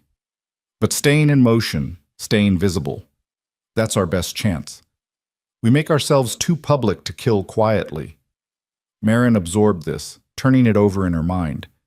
It was bold, possibly reckless, but it was also the first plan that felt like more than just delaying the inevitable. "Helena is 4 days' ride from here," she said slowly. "You're in no shape for that kind of travel. Then we take it slow. Rest when we need to, but we start moving tomorrow." He pulled her hand to his lips, kissed her knuckles gently. "I'm tired of being afraid, Marin. Tired of looking over my shoulder. I want a life where I can wake up next to you without wondering if it's the last morning we'll have." The word sent a rush of warmth through her chest, followed immediately by a spike of fear, because wanting something that much meant having something to lose. "When this is over," she said carefully, "when Pritchard is in prison and we're safe, what then?" Caleb's thumb traced circles on the back of her hand, his touch gentle and grounding. "Then I buy that piece of land I've been dreaming about, build a house, raise horses." He paused, his eyes searching hers. "And if you're willing, I'd like you there with me. Not as someone passing through, but as someone who stays." Marin's breath caught. It was the closest he'd come to saying the words that hung unspoken between them, the feelings that had grown from desperate circumstances into something real and lasting. "I'd like that," she whispered. I'd like that very much. They sat in silence for a moment, hands clasped, the future stretching out before them like the Montana prairie, vast and uncertain and full of possibility. The next morning, Henry hitched up a wagon and loaded it with supplies. Martha packed enough food for a week's journey and pressed a small leather pouch into Marin's hands. "Money," she said when Marin tried to refuse. "Not a fortune, but enough for lodging and meals. Consider it an investment in seeing justice done." "We'll pay you back," Caleb promised from the wagon seat where he'd managed to climb with only minimal help. "You'll do no such thing," Henry said gruffly. "Just make sure that bastard Pritchard gets what's coming to him. That'll be payment enough." They pulled away from the farmhouse as the sun cleared the eastern horizon, painting everything in shades of gold and amber. Marin drove while Caleb rested beside her, his color better than it had been, but still too pale for her liking. The first day's travel was uneventful. They followed game trails and old prospector roads, staying away from main routes where Pritchard's men might be watching. The Montana landscape rolled past in endless variations of grassland and distant mountains, big sky overhead that made Marin feel simultaneously small and infinite. They made camp that night beside a spring-fed creek, building a small fire and eating Martha's food while the stars wheeled overhead. Caleb moved stiffly, but without the agonized care that had characterized his earlier movements. His ribs were healing, finally, though Marin knew they still pained him. "Tell me about your family," Caleb said as they lay side by side, watching the Milky Way spill across the darkness. "Your parents, what were they like?" Marin was quiet for a moment, gathering memories that had grown soft with time. "My father was a school teacher, loved books more than anything except my mother. She was practical where he was dreamy, kept him grounded." A smile touched her lips. "They used to argue about everything, politics, philosophy, what to have for dinner. But underneath the arguments, there was this foundation of love so solid you could build a house on it." "They sound wonderful." They were. The smile faded. When the cholera came, it took them both within a week. Thomas and I buried them in the town cemetery, and I remember thinking that at least they went together, that neither of them had to live without the other. She turned her head to look at Caleb. "I used to think that kind of love was rare, something most people spent their whole lives searching for and never found. And now? Now I think I was wrong. I think it finds you when you're not looking, when you're too busy trying to survive to notice it creeping up on you." She reached over and found his hand in the darkness. "Like this." Caleb's fingers tightened around hers. "I love you, Marin Hale. I know it's fast, I know it's probably crazy, but I love you, and I needed you to know that." The words hung in the night air, simple and honest and terrifying in their finality. Marin's heart hammered against her ribs as she turned to face him fully. "I love you too," she said, the words coming easier than she'd expected. "I think I started falling for you the moment you looked up at me from behind that boulder, bleeding and brave and refusing to give up. And every day since then, I've fallen a little more." Caleb pulled her close, careful of his injuries, and kissed her with a tenderness that made her throat tight.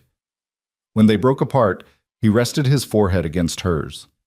"We're going to make it through this," he promised. "Both of us. Together." "Together," she echoed, and let herself believe it. The second day brought rain, a cold drizzle that soaked through their clothes and turned the roads to mud. They pressed on anyway, Marin driving through the downpour while Caleb dozed fitfully beside her. His fever had returned just slightly, and she worried that the infection in his ribs had flared up again despite her careful tending. They found shelter that night in an abandoned homesteader's cabin, its roof mostly intact and its walls solid enough to keep out the worst of the weather. Marin built a fire in the old stone fireplace and made Caleb strip off his wet clothes so she could examine his wounds. The bullet graze had reopened slightly, weeping clear fluid but not pus. His ribs were still mottled with bruises, but the swelling had gone down. His shoulder was the worst of it, black and purple from the dislocation, but the joint moved properly when she tested it. "You're healing," she pronounced, relief flooding through her. "The fever's just your body working overtime, nothing to worry about." "Good." Caleb's eyes were heavy-lidded, exhaustion pulling at him. "Because I don't think I could handle another near-death experience this week." Marin laughed despite herself and helped him into dry clothes. They ate cold food from Martha's pack and huddled close to the fire as the rain drummed on the roof. "Do you ever think about what we'll tell people?" Caleb asked drowsily, his head resting on Marin's shoulder. "About how we met. We'll tell them the truth, that you were in trouble and I helped you, and somewhere along the way we fell in love. They'll say it's a dime novel romance, too dramatic to be real. Let them say what they want." Marin pressed a kiss to his temple. "We'll know the truth." The third day dawned clear and cold. They made good time, covering nearly 20 miles before stopping for the night. The landscape was changing as they traveled northeast, the grasslands giving way to rolling hills dotted with pine trees. In the distance, the Rocky Mountains rose like a wall against the western sky. They were following a narrow trail through a stand of trees when Caleb suddenly grabbed Marin's arm. "Stop!" he whispered urgently. She pulled the wagon to a halt, her heart immediately racing. "What is it?" "Riders. 4 of them, maybe half a mile ahead where the trail opens up." He'd been scanning the horizon constantly, old habits from his years as a cowboy reasserting themselves. "Could be nothing, could be—" "Pritchard's men." Marin's stomach dropped. "What do we do?" Caleb was already climbing down from the wagon, moving with careful speed. "There's a deer trail off to the left. Narrow, but the wagon should fit. We take it, circle around, stay in the trees." They guided the wagon onto the barely visible trail, branches scraping against the canvas cover. The horses balked at first, unused to such rough going, but Marin coaxed them forward with quiet words and gentle hands. Behind them, they heard voices. The riders had reached the spot where they'd left the main trail. "Fresh tracks," someone called out. "Wagon, 2 horses. Went this way." "It could be anyone," another voice answered. Jessup. Marin would recognize that cold, dead tone anywhere. Or it could be them. "Come on." The sound of hoofbeats grew closer. Marin urged the horses faster, but the trail was too rough for speed. A wheel hit a rock and the wagon lurched sickeningly. Caleb grabbed the side to keep from being thrown off. "There!" someone shouted. "In the trees!" Gunfire erupted, bullets thudding into tree trunks and kicking up dirt. Marin snapped the reins and the horses bolted forward, crashing through underbrush. The wagon bounced and swayed, threatening to overturn. Caleb had drawn his revolver. Henry had given him a fully loaded one before they left, and was firing back at their pursuers. The narrow trail worked in their favor, forcing the riders to stay in single file, limiting their ability to surround the wagon.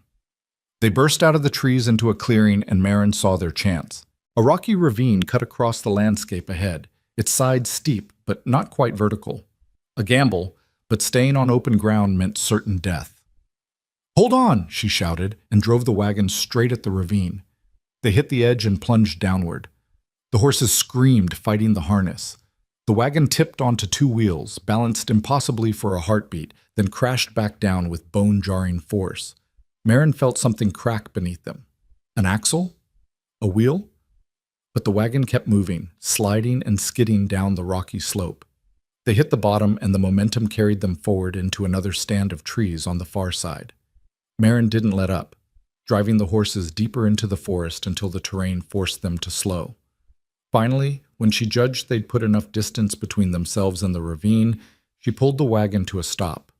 They sat in silence, breathing hard, listening for sounds of pursuit. Nothing. Just wind in the trees and the nervous stamping of the horses. "Did we lose them?" Marin whispered. Caleb climbed stiffly down to check the wagon. Back left wheels cracked. "Won't hold for long, maybe another day if we're lucky and take it easy." He looked back the way they'd come.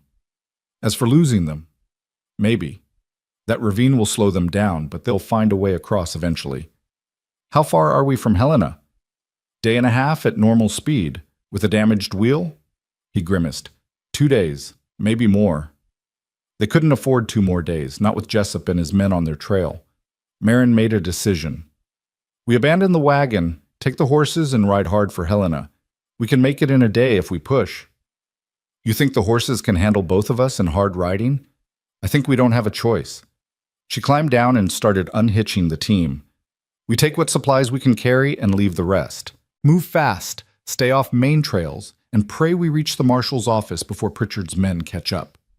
They worked quickly, transferring essential supplies to saddlebags and makeshift packs. Food, water, Marin's medical supplies, the money from Martha, and what little ammunition they had left. Everything else they left behind. Within 20 minutes, they were mounted and moving, Caleb on one horse and Marin on the other. The animals were draft horses, bred for pulling, not speed, but they were strong and steady, and that would have to be enough. They rode through the afternoon and into the evening, following game trails and creek beds, always heading northeast toward the territorial capital. Caleb's face grew increasingly tight with pain as the day wore on, but he never complained, never suggested they slow down. As darkness fell, they finally allowed themselves a brief rest beside a small stream. The horses drank gratefully while Caleb and Marin shared the last of Martha's bread and some dried meat. "We're close," Caleb said, studying the stars. "Helena can't be more than 30 miles from here. If we ride through the night—" "You need rest," Marin interrupted. "Your body's been through hell, Caleb. Another few hours won't make a difference." "It might. If Jessup's still tracking us, then a few hours of rest will make us sharper, more able to react if we run into trouble." She touched his face gently, feeling the heat of fever beneath his skin. "Please, just until dawn. Then we'll ride hard for Helena and not stop until we're standing in front of the territorial marshal himself." Caleb wanted to argue. She could see it in his eyes, but exhaustion won out. "Until dawn," he agreed. They made a cold camp, not risking a fire that might give away their position. Marin checked Caleb's bandages by moonlight and dosed him with willow bark tea for the fever. Then they lay together under a single blanket, sharing warmth, listening to the night sounds of the Montana wilderness. "Marin," Caleb said softly, just as she was drifting off to sleep, "if something happens tomorrow—" "Nothing's going to happen."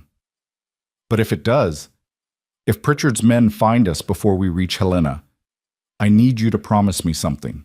She raised her head to look at him. "What?" "Promise me you'll run, that you won't try to be brave or stand your ground.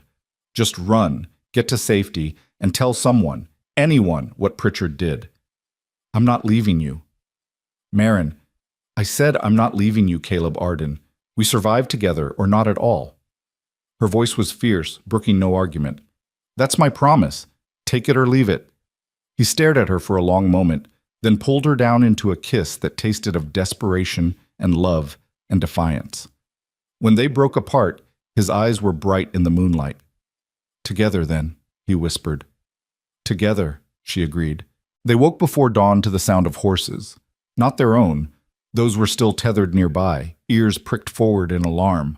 Other horses, moving through the trees to the south. Caleb and Marin were on their feet in seconds, gathering their supplies with practiced speed. No time to saddle the horses properly. They swung up bareback, Marin clutching a handful of mane to keep her seat. The other horses were getting closer. How many? Impossible to tell in the pre-dawn darkness. "Go," Caleb said, and they went.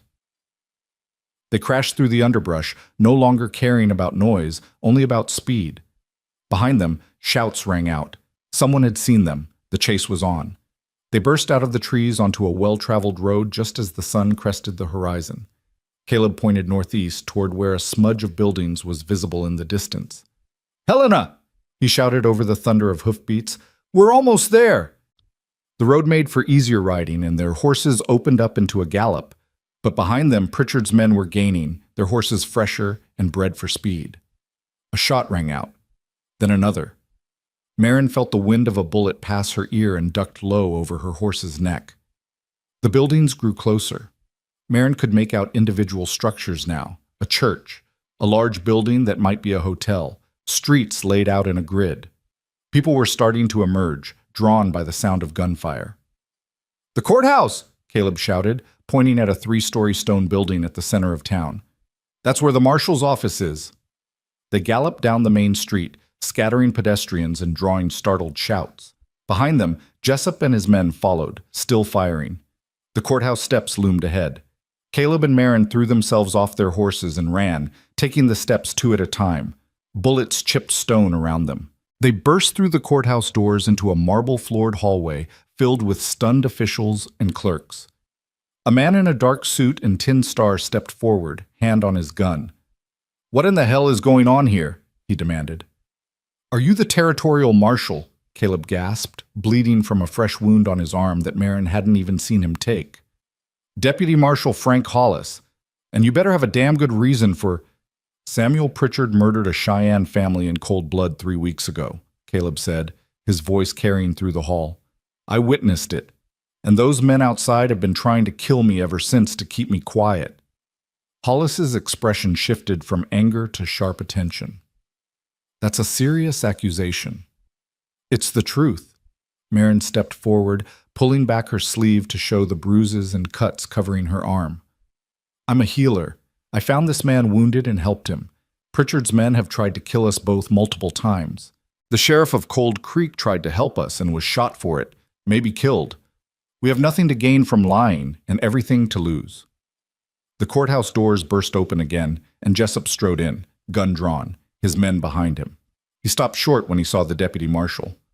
Stand down, Hollis ordered, his hand still on his own weapon. Nobody draws in my courthouse. This man's a murderer, Jessup said, pointing at Caleb. Killed 3 men in Cold Creek and kidnapped a woman. We've been trying to bring him to justice. That's a lie, Marin said coldly. This man is Raymond Jessup, foreman for the Triple J Ranch. He works for Samuel Pritchard, and he's been hunting us on Pritchard's orders. Everyone shut up, Hollis commanded. He looked from Caleb to Jessup and back again, clearly trying to assess the situation. You, he said to Caleb, you're willing to make an official statement, under oath, knowing that filing a false report is a crime? Yes. And you? He turned to Marin. You'll corroborate his story? Every word of it. Hollis nodded slowly, decision made. Then you two come with me. We'll take your statements and telegraph the federal authorities. He pointed at Jessup. And you wait right here. Don't even think about leaving town until I sort this mess out. Jessup's face went dark with fury, but he holstered his gun. Mr. Pritchard will hear about this. I expect he will, Hollis said mildly.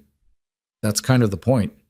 He led Caleb and Marin deeper into the courthouse, into a small office where they spent the next hour giving detailed statements.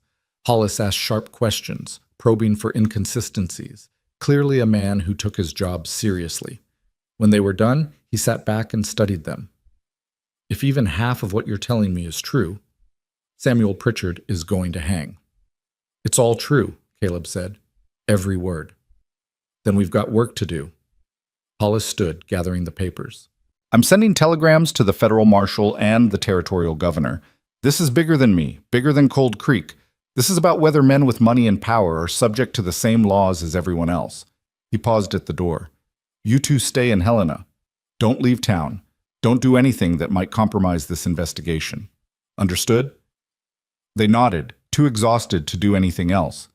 Hollis left, and for the first time in weeks, Caleb and Marin were truly alone and truly safe. They looked at each other across the small office, and then Marin was in his arms, and they were holding each other so tightly it hurt. We did it, she whispered against his chest. We actually did it. We did, Caleb agreed, hardly daring to believe it. It's not over. The trial, the testimony, all of that is still ahead. But we got our foot in the door. We made enough noise that Pritchard can't make us disappear. They stood like that for a long time, two people who had survived the impossible, clinging to each other and the fragile hope of justice finally within reach. Outside the office windows, Helena bustled with its daily business, unaware that in this small room, the foundation was being laid for a reckoning that would shake the entire territory. The weeks that followed moved with a strange mixture of agonizing slowness and breathless speed. Deputy Marshal Hollis secured them rooms at a modest boarding house run by a widow named Mrs. Chen, who asked no questions and kept watchful eyes on anyone who came near her guests. Caleb's wounds continued their stubborn march toward healing, and Marin found work tending to the sick in Helena's small hospital, her skills in constant demand. But beneath the veneer of normalcy, tension simmered. Pritchard's lawyers descended on Helena like vultures, filing motions and injunctions, trying to bury the case in legal procedure before it ever reached a courtroom. The territorial governor, a man named Lawless with ambitions for higher office, took personal interest in the case, seeing it as an opportunity to prove that Montana Territory was a place of law and order, not frontier chaos. News of the accusation spread like wildfire through the territory. Newspapers picked up the story, some sympathetic, others clearly in Pritchard's pocket. The Montana Sentinel ran a scathing editorial calling Caleb a liar and Marin a deluded woman led astray by romantic notions. The Helena Independent countered with an investigation into Pritchard's land acquisitions, revealing a pattern of suspicious deaths and disappearances among those who'd stood in his way. Through it all, Caleb and Marin waited, their lives suspended in the strange limbo between danger and safety. One evening, 3 weeks after their arrival in Helena, they sat on the boarding house porch watching the sun set behind the mountains. Marin's hand rested in Caleb's, their fingers intertwined in a gesture that had become as natural as breathing. "Deputy Marshal Hollis came by the hospital today," Marin said quietly. "He said the federal marshal is arriving next week. They're going to convene a grand jury." Caleb nodded, his jaw tight. "And if the grand jury indicts? Then there'll be a trial, public, with witnesses and evidence and everything done according to law." She turned to look at him, her creekwater eyes reflecting the dying light. "Hollis thinks they have enough to proceed. The federal investigators found the bodies of the Cheyenne family buried in a ravine on Pritchard's land. They also found evidence that Sheriff Mason survived the mine shootout and gave a statement before he died. And there are others coming forward now, people who've been too scared to speak until they saw someone else stand up first." "Mason's dead?" Caleb felt a wave of grief wash over him. The sheriff had bought them time with his life, had died alone in that dark tunnel. He lived long enough to tell the truth. That counts for something. Marin squeezed his hand. Hollis also said that Jessup and 2 of his men were arrested trying to leave the territory. They're offering to testify against Pritchard in exchange for reduced sentences. This was the moment Caleb had been working toward, the justice he'd risked everything to achieve. So why did he feel so hollow? "What's wrong?" Marin asked, reading his expression with the ease of someone who'd learned to see past his walls. "I keep thinking about that family, Running Bear and his wife and their daughters." Caleb's throat was tight. Even if Pritchard hangs, even if justice is served, they're still dead. Those little girls will never grow up, never have families of their own, and nothing I do can change that. Marin was quiet for a moment, then shifted closer, resting her head on his shoulder. "No, you can't change what happened, but you can make sure it means something. That their deaths exposed a man who would have gone on killing, who would have destroyed more families, more lives. You gave them that. It's not enough. It'll never be enough. But it's something. I wish I'd done more. Wish I'd stopped him that day instead of running. If you'd tried to stop him, you'd be dead too. And Pritchard would still be free." She pulled back to look at him directly. "You did the brave thing, Caleb. Not the easy thing. Not the thing that makes you feel like a hero, but the thing that actually mattered. You survived, and you made sure the truth survived with you." He kissed her then, pouring all his gratitude and love and lingering guilt into that kiss. When they broke apart, the sun had fully set, and the first stars were emerging in the darkening sky. "When this is over," he said softly, "when the trial's done and Pritchard's been sentenced, what do you want to do?" Marin smiled, a small, secretive smile that made his heart skip.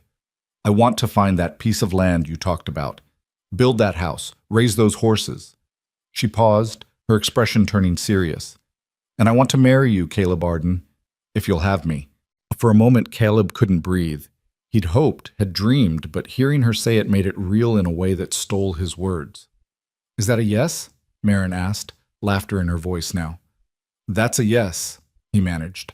"That's 1,000 times yes." They sat together as full dark fell, making plans for a future that had seemed impossible just weeks ago, letting themselves believe that tomorrow might actually come. The grand jury convened on a cool morning in late September. Caleb testified for 4 hours, recounting every detail of what he'd witnessed that day on the prairie. The jury foreman, a gray-haired rancher with weathered hands and sharp eyes, asked pointed questions that cut through any attempt at evasion. Marin testified next, describing the attempts on Caleb's life, the violence of Pritchard's men, the terror of being hunted. Her clinical precision as a healer lent weight to her words, made them undeniable. Then came the federal investigators with their evidence. The location of the bodies, Ballistics reports showing the bullets that killed the Cheyenne family came from a rifle registered to Samuel Pritchard, testimony from a surveyor who'd seen Pritchard arguing with Running Bear 2 days before the murders. Sheriff Mason's dying statement was read into the record, his words given weight by the sacrifice of his life. And finally, Raymond Jessup took the stand, a broken man seeking to save himself from the noose. He confirmed everything: the murders, Pritchard's orders to silence Caleb, the attempts on both Caleb's and Marin's lives. In exchange for his testimony, the prosecutor promised to seek life imprisonment instead of execution. The grand jury deliberated for less than an hour. They returned an indictment on 4 counts of first-degree murder, 2 counts of attempted murder, and conspiracy to obstruct justice. Samuel Pritchard was arrested at his ranch 3 days later, brought to Helena in chains, and locked in the territorial prison to await trial. The trial itself began on a crisp October morning, the courthouse packed with spectators, journalists, and curious onlookers. Pritchard sat at the defense table in an expensive suit, flanked by 3 lawyers from San Francisco, his expression one of controlled disdain. But as the prosecution built its case, day by day, witness by witness, piece of evidence by piece of evidence, that disdain began to crack. Caleb testified again, this time in open court, and the jury listened with rapt attention as he described what he'd seen. The defense tried to paint him as a disgruntled employee with a grudge, but Caleb's quiet, unflinching honesty made their attacks ring hollow.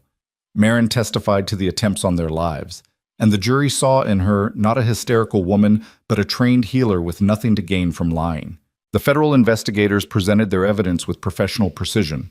Jessup testified again, his voice shaking as he described the orders Pritchard had given, the bodies he'd helped dispose of over the years, the reign of terror that had kept an entire county silent. The defense called character witnesses, prominent businessmen and politicians who swore to Pritchard's good name. But the prosecution countered with victims, families who'd lost land to Pritchard's schemes, workers who'd been injured through his negligence, people who'd been threatened and intimidated into silence. The trial lasted 2 weeks.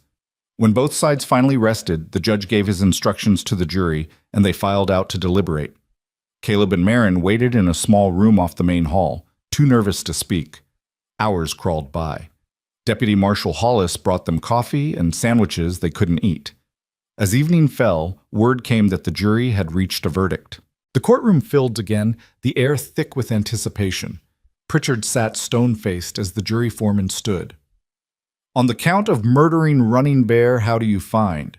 Guilty. On the count of murdering his wife, Dawn Song, guilty. On the counts of murdering their daughters, Little Sparrow and Singing Bird, guilty on both counts. The foreman continued through all the charges. Guilty. Guilty. Guilty. When it was done, Pritchard's mask finally shattered. He lunged from his seat, screaming threats and curses, before the bailiffs wrestled him back down. The judge called for order, his gavel cracking like gunshots. Sentencing was set for the following week. Caleb and Marin walked out of the courthouse into the autumn twilight, and for the first time in months, Caleb felt like he could breathe fully. The weight that had been crushing his chest since that day on the prairie finally lifted. "It's over," he said, hardly believing it. "It's over," Marin agreed, tears streaming down her face. Not tears of sadness, but of relief and triumph, and the overwhelming release of tension held too long. They held each other on the courthouse steps as people milled around them, as journalists shouted questions they didn't answer, as the world continued its turning. For that moment, there was only the two of them, and the knowledge that they had done it. They had faced down evil and emerged victorious. A week later, Judge Morrison sentenced Samuel Pritchard to death by hanging for the murders and life imprisonment for the other crimes. The execution was scheduled for December. Caleb chose not to attend. He'd seen enough death, enough violence. Instead, when the day came, he and Marin were 30 miles outside Helena, looking at a piece of land that ran along a clear creek with good grass and a view of the mountains. "This is it," Caleb said, walking the property with the land agent trailing behind. "This is where I want to build." The land agent, a cheerful man named Peterson, beamed. "It's good land, Mr. Arden. Previous owner couldn't make a go of it, but that was due to poor management, not poor soil. With the right work, you could have a fine ranch here." Caleb looked at Marin, who was standing by the creek, one hand shading her eyes as she surveyed the valley. The autumn sun turned her copper hair to flame, and in that moment she was the most beautiful thing he'd ever seen. She turned and caught him watching, smiled that smile that was only for him. "What do you think?" she called. "I think this is home," he called back. They bought the land with money from the territorial government, compensation for their testimony and the danger they'd endured. It wasn't a fortune, but it was enough for a start. Over the following weeks, as autumn deepened into early winter, they began to build. Caleb hired workers from Helena, men who'd followed the trial and respected what he'd done. They raised the frame of a house, modest but solid, with windows facing east to catch the morning sun. Marion worked alongside them when she could, between her duties at the hospital. She'd been officially offered a position as Helena's first resident midwife and surgeon, a title that came with a small salary and a lot of respect. "I can do both," she told Caleb one evening as they sat by the fireplace in their half-finished house. "Work at the hospital and help build our ranch. Women have been doing 2 jobs since the beginning of time." "I know you can," Caleb said, pulling her close. "I just don't want you to have to." "I want to. The work matters to me. Bringing babies into the world, healing the sick, it gives my life purpose beyond just surviving." She looked up at him. "But this, what we're building here, this gives me joy. And I need both." He understood. He felt the same way about the horses he was planning to raise, about the land they were cultivating. Work that mattered, a purpose beyond himself, and someone to share it with. In late November, word came that the community of Cold Creek wanted to honor them. Despite the danger it had faced, despite the fear that had gripped it for so long, the town was finally free of Pritchard's shadow. A new sheriff had been appointed, businesses were opening again, and people were cautiously optimistic about the future. Caleb and Marion rode to Cold Creek on a bright Sunday morning, their horses' breath misting in the cold air. The town looked different somehow, lighter, as if a physical weight had been lifted from its buildings and streets. They were met by a crowd at the church, the same small church where Marion had first started attending services during Caleb's convalescence. The new sheriff, a young man named Carson, stepped forward. "Mr. Arden, Miss Hale," he said formally. "On behalf of the people of Cold Creek, I want to thank you for your courage, for your sacrifice, and for refusing to let fear silence the truth." There was applause, genuine and warm. People stepped forward to shake their hands, to offer thanks and blessings. The widow Henderson gave Marion a beautiful quilt she'd made, each square stitched with care. The blacksmith pressed a set of horseshoes into Caleb's hands, claiming they were lucky. Martha and Henry Brennan were there too, having made the trip from their farm. Martha hugged Marion fiercely, tears in her eyes. Henry shook Caleb's hand with quiet pride.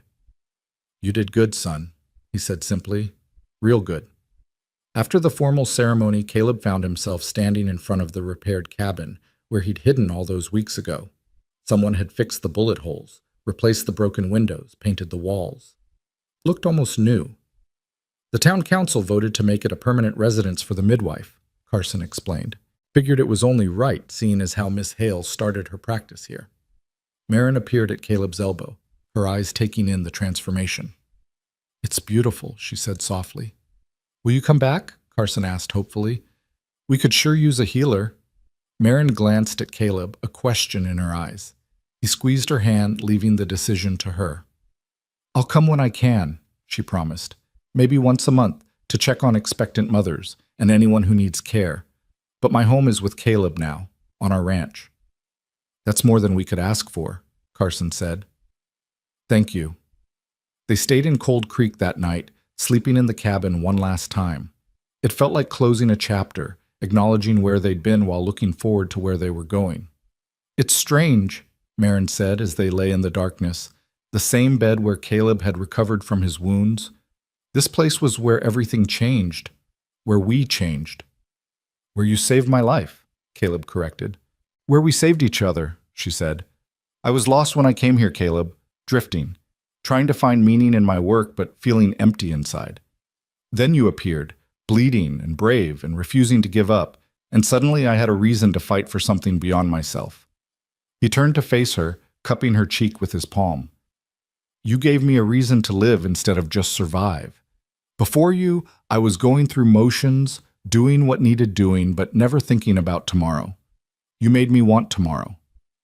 They kissed, soft and slow, a promise and a celebration all in one.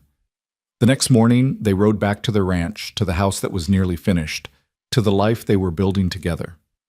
On a cold December morning, with snow dusting the mountains and the creek running clear and cold, Caleb Arden stood at the front of Cold Creek's small church in a borrowed suit. His hands shook slightly as he watched the door at the back, waiting. The door opened and Marin Hale walked toward him. She wore a simple white dress that Martha Brennan had helped her make, with lace at the collar and cuffs. Her copper hair was loose around her shoulders, held back from her face with small white flowers. She carried no bouquet, needed no ornament beyond the radiant smile on her face. Caleb's breath caught.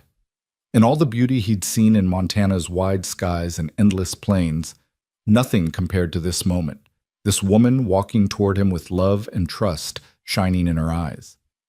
The ceremony was simple, conducted by a traveling minister who'd heard their story and insisted on performing the service for free. Martha and Henry stood as witnesses, along with Deputy Marshal Hollis, who'd become a friend during the long weeks of testimony and trial. Do you, Caleb Arden, take this woman to be your lawfully wedded wife, to have and to hold from this day forward, for better or worse, for richer or poorer, in sickness and in health, till death do you part? I do, Caleb said, his voice strong and clear. And do you, Marin Hale, take this man to be your lawfully wedded husband, to have and to hold from this day forward, for better or worse, for richer or poorer, in sickness and in health, till death do you part? I do, Marin said, her eyes never leaving Caleb's face. They exchanged simple gold bands that Caleb had commissioned from the Helena goldsmith, and when the minister pronounced them husband and wife, Caleb pulled Marin into his arms and kissed her to the sound of applause and cheering from the small congregation. They celebrated with a modest meal at the boarding house, surrounded by the people who'd helped them survive, who'd believed in them when belief seemed foolish. Stories were told, toasts were made, and for a few hours the world was nothing but joy and possibility. As evening fell, Caleb and Marin rode back to their ranch, now truly their home. The house was finished, warm light glowing from its windows. They'd spent the previous week furnishing it with simple, sturdy pieces. A bed Martha had given them as a wedding gift, a table Caleb had built himself, chairs and dishes, and all the small necessities of daily life. They entered their home as husband and wife, and Caleb swept Marin into his arms, carrying her over the threshold with a laugh. "Welcome home, Mrs. Arden," he said. "Welcome home, Mr. Arden," she replied, kissing him soundly. They built a fire in the fireplace and sat before it, wrapped in blankets, watching the flames dance. Outside, snow began to fall, soft and silent, blanketing the world in white. "Do you ever think about that first day?" Marin asked, her head resting on Caleb's shoulder. "When I found you behind that boulder?" "Every day," Caleb admitted. "I think about how close I came to dying, how if you'd been 5 minutes later, or chosen a different route, or decided not to help a stranger, none of this would exist. But I didn't. I was exactly where I needed to be, exactly when I needed to be there." She tilted her head to look up at him. "I used to think life was random, that good and bad things just happened without reason. But now, I wonder if maybe there's a pattern we can't always see, a purpose to the timing of things. You think we were meant to find each other?" "I think we were meant to save each other," she said, "and everything that came after was us choosing to stay." Caleb kissed the top of her head, breathing in the scent of her hair. "Then I choose to stay. Every day, for the rest of my life, I choose you." "And I choose you," she whispered back. They sat in comfortable silence, watching the fire burn down to embers, neither wanting to move, to break the perfection of the moment. Finally, Marin stirred, a small smile playing at her lips. "You know what the minister said to me before the ceremony?" "What?" "He said that marriage is easy when everything's going well. The real test is whether you can hold on to each other when everything's falling apart." She turned to face him fully. "We already passed that test, Caleb. We held each other through bullets and fear and pain. Everything from here is just living." "Just living," he echoed, marveling at the simple beauty of it. No more running, no more fear, no more looking over their shoulders. Just the everyday work of building a life together, of raising horses and healing the sick and watching the seasons turn. It was everything he'd never dared to hope for. They went to bed that night in their own house, in their own bed, as husband and wife. And as Caleb held Marin close, listening to her breathing slow and deepen into sleep, he thought about the long, impossible journey that had brought them here. From that desperate moment behind the boulder, blood seeping through his fingers and death riding toward him, to this moment of perfect peace and safety. From a stranger with a wagon and more courage than sense, to the woman who was now his wife, his partner, his future. The path had been brutal and terrifying, marked by violence and loss. But it had also been marked by extraordinary courage. Marin's fierce determination to save him, the sheriff's sacrifice, the Brennan's quiet heroism, and countless small acts of bravery from people who chose to stand up when standing up was dangerous. And in the end, justice had prevailed. Not the quick, clean justice of dime novels, but the messy, complicated, hard-won justice of the real world. Pritchard had faced consequences for his crimes.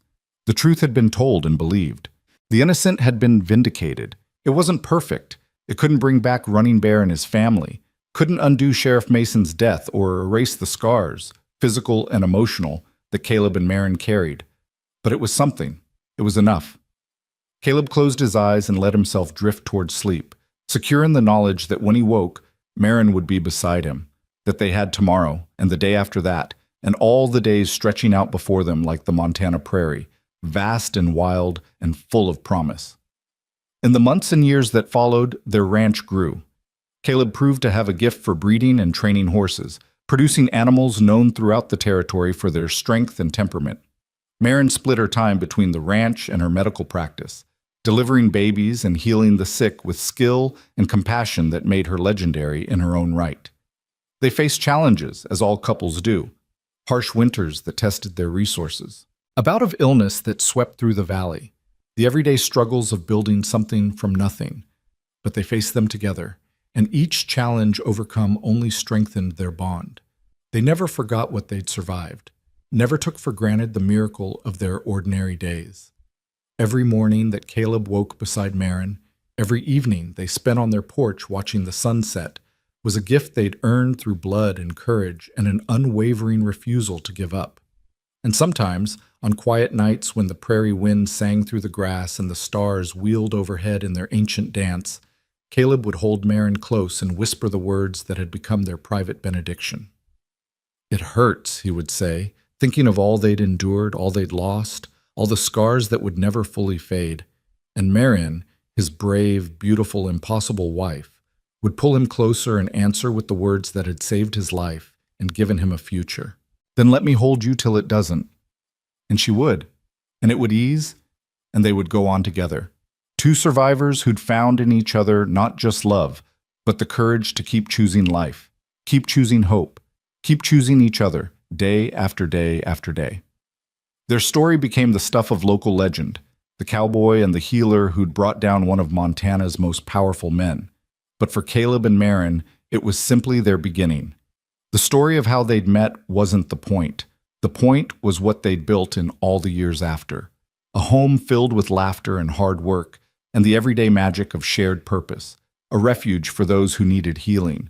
A legacy of standing up for what was right, no matter the cost. And a love that had been forged in the crucible of survival and proven strong enough to withstand anything life threw at it. Some wounds, Caleb had learned, did heal stronger than before. Some hearts did too. And some loves, born in desperation and refined through trial, became unbreakable. This was their truth, their story, their life. And as the years passed and their hair grayed and their faces lined with the marks of time well spent, they held fast to each other and to the knowledge that they had already survived the worst the world could offer. Everything else was just the gift of living.